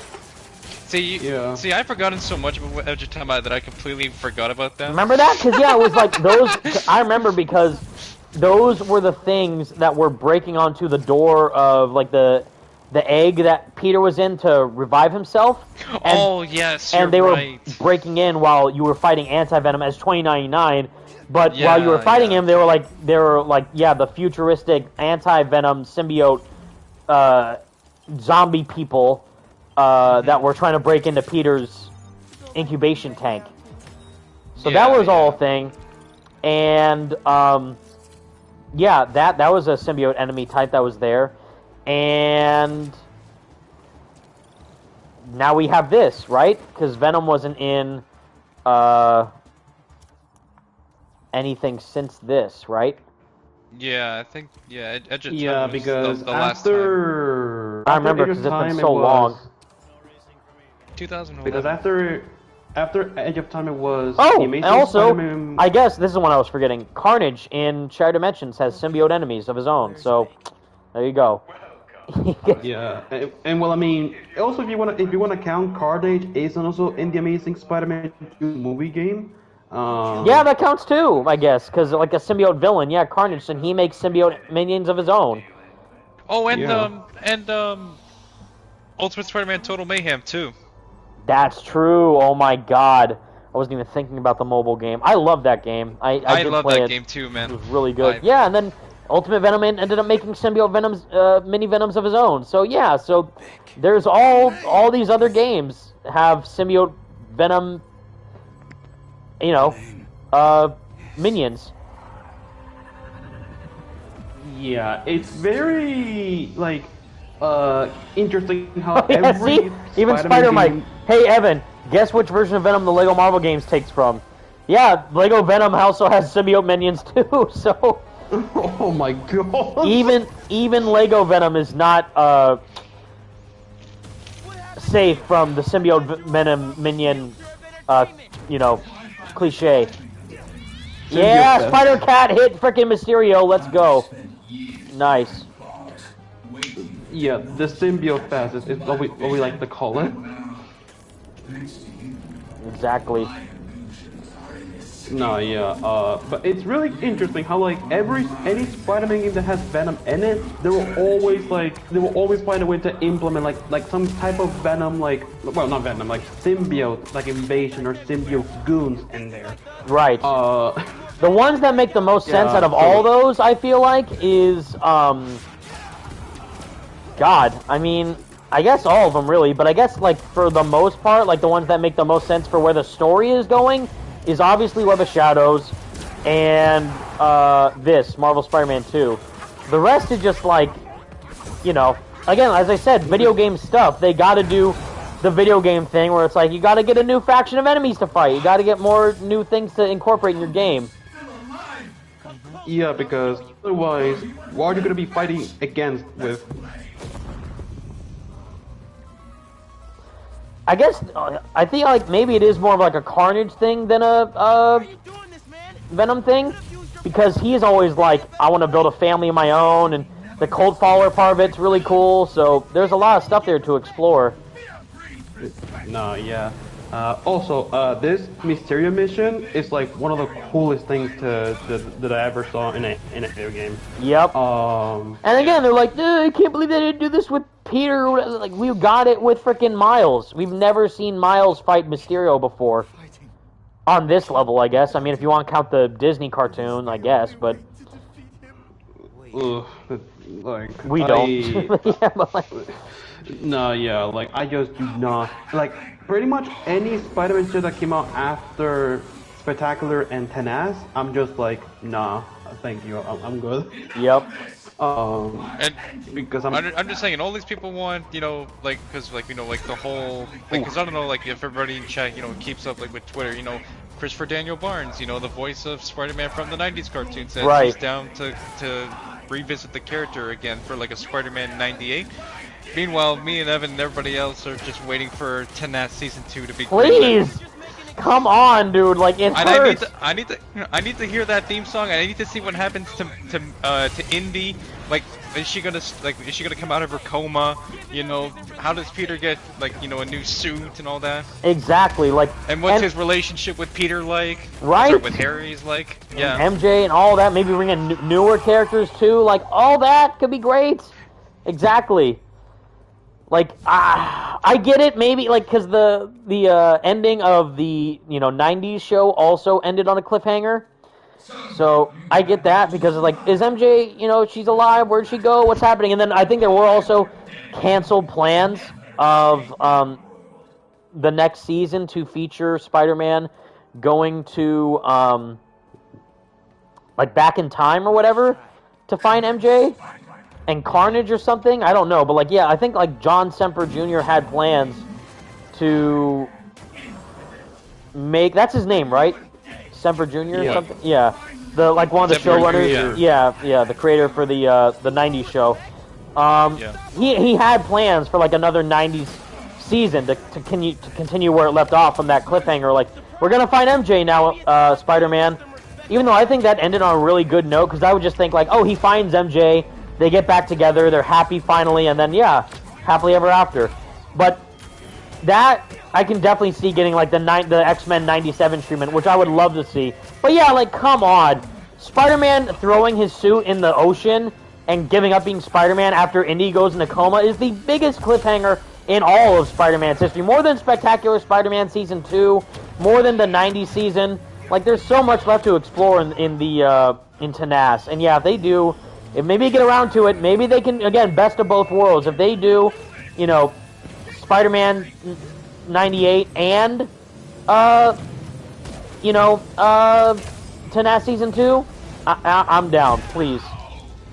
And of course, everyone wants Season 3 of Spectacular, but I'm like, come on, yeah, like just please. Yeah, I'm here with like petitioning for Season 2 of TNAS. That's all we need.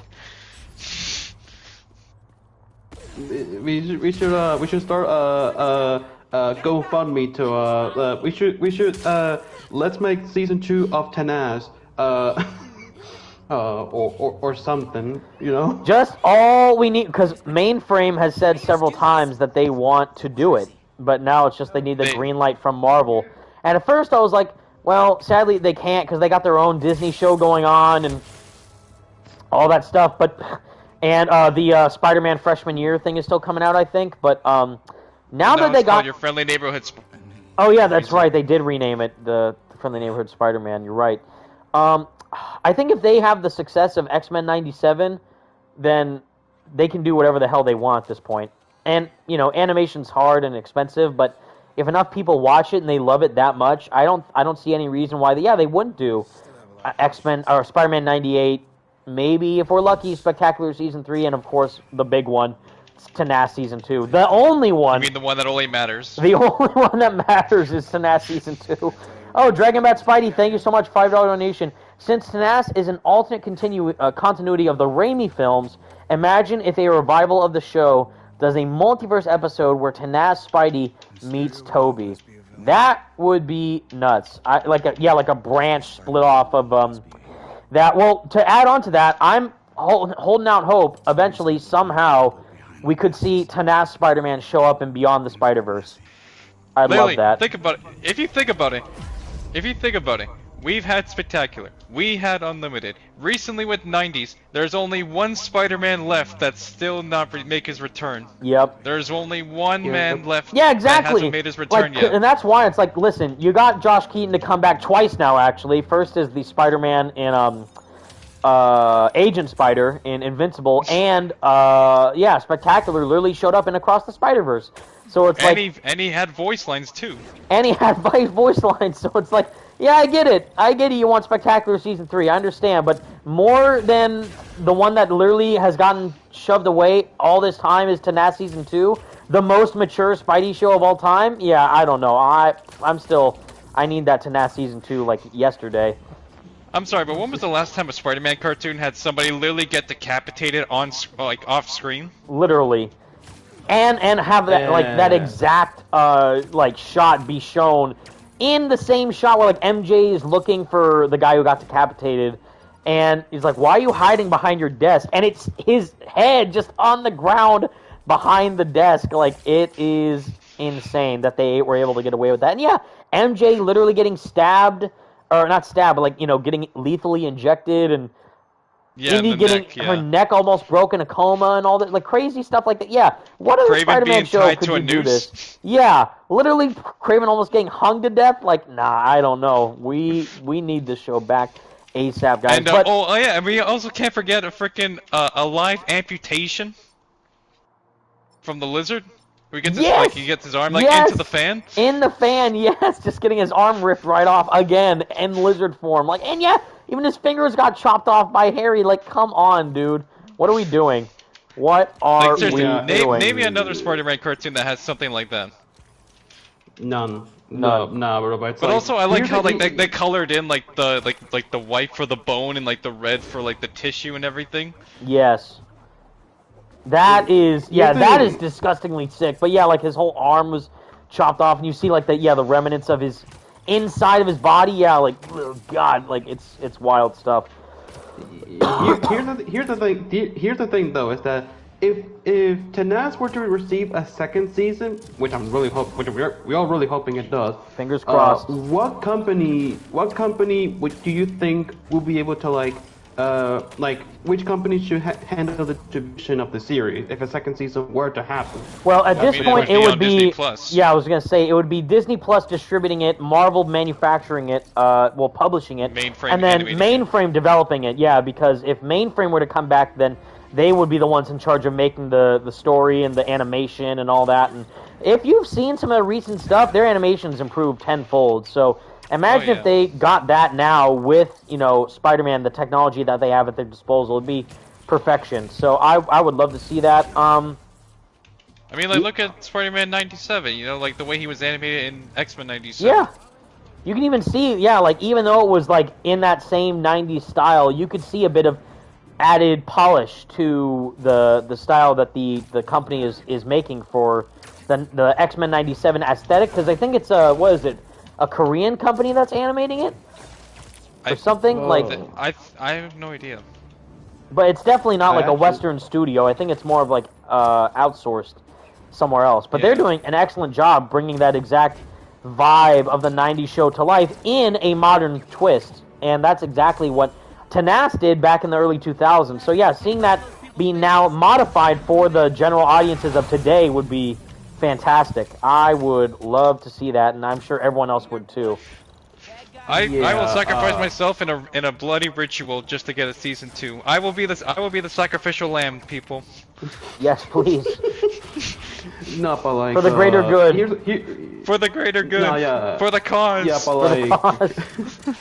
but like here's the other thing is that if they were to do a second season, will they go straight up like make season 2, or will they actually have to like remake the first season using the latest technology? So my buddy, even like one of our fellow Spidey Squad founders and co-members and partners and best buds ever, Spidey Scared Boy, we did a video about this back when that news first dropped, where Mainframe said, "Oh yeah, we'd love to do a season 2. We just need Marvel to greenlight." And everyone freaked out, like, "What? Spider-Man Tenas is coming back? Oh my God!" And yeah, everyone freaked out when that happened. So Josh and we did a video talking about that, like, what would they do to continue the story? And I think well, it's weird now. Things have changed so much because Raimi Spider-Man is back in the mainstream with, No Way Home. So I feel like now if they do that, they could continue it from the Raimi movies if they want to. Or what I originally pitched before we even knew No Way Home was happening is that we could see what the original plan of Tenas was that it was going to be a Ultimate show. And it was going to be a show based off the Ultimate comics. So they could then stray away from the Raimi stuff and focus more on what the original plan was with the Ultimate comics for season 2. And that's why I think, Peter threw his suit away, which is the Raimi suit.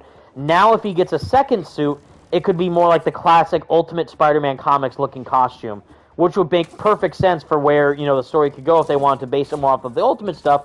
So there's that. Or they could do directly, bring back, the Raimi aesthetic and continue it off there, since the Raimi movies are back in the general public again from No Way Home, and also the re-release of the Raimi trilogy. Yeah, so maybe bring it back. And I'm sure, which is crazy now, that because I saw kids when I saw the re-release of the movies, there were kids watching it. So now this is crazy cool, because now these are some kids' first time seeing Spider-Man, and it's Tobey's Spider-Man. But back when I was a kid seeing Tobey's Spider-Man, we didn't have what we have now. We have all these games, the Spider-Verse. Miles Morales wasn't even born. He wasn't even a character that existed. So now seeing all that, bring it into the public eye is crazy to see where they could take it. And I think if they play their cards right, yeah, they could go either way and make it work with the Raimi aesthetic and stay true to that, or yeah, do the Ultimate route and try and base it more off those comics. Either way would work, and I'd be down for either. But if I had to choose one, I would say, man, I really want to see that story continue with Indy and Peter. You know, how does he come to terms with that? What is he doing in the meantime? And all that stuff is the juicy drama that I love from Spider-Man stories. And with all that said, everyone, unless Franco or Ghost, do you have anything else to say? I think we've reached the end of this stream. But any last words, Franco or Ghosty? What are you thinking? Nope. No, I'm good.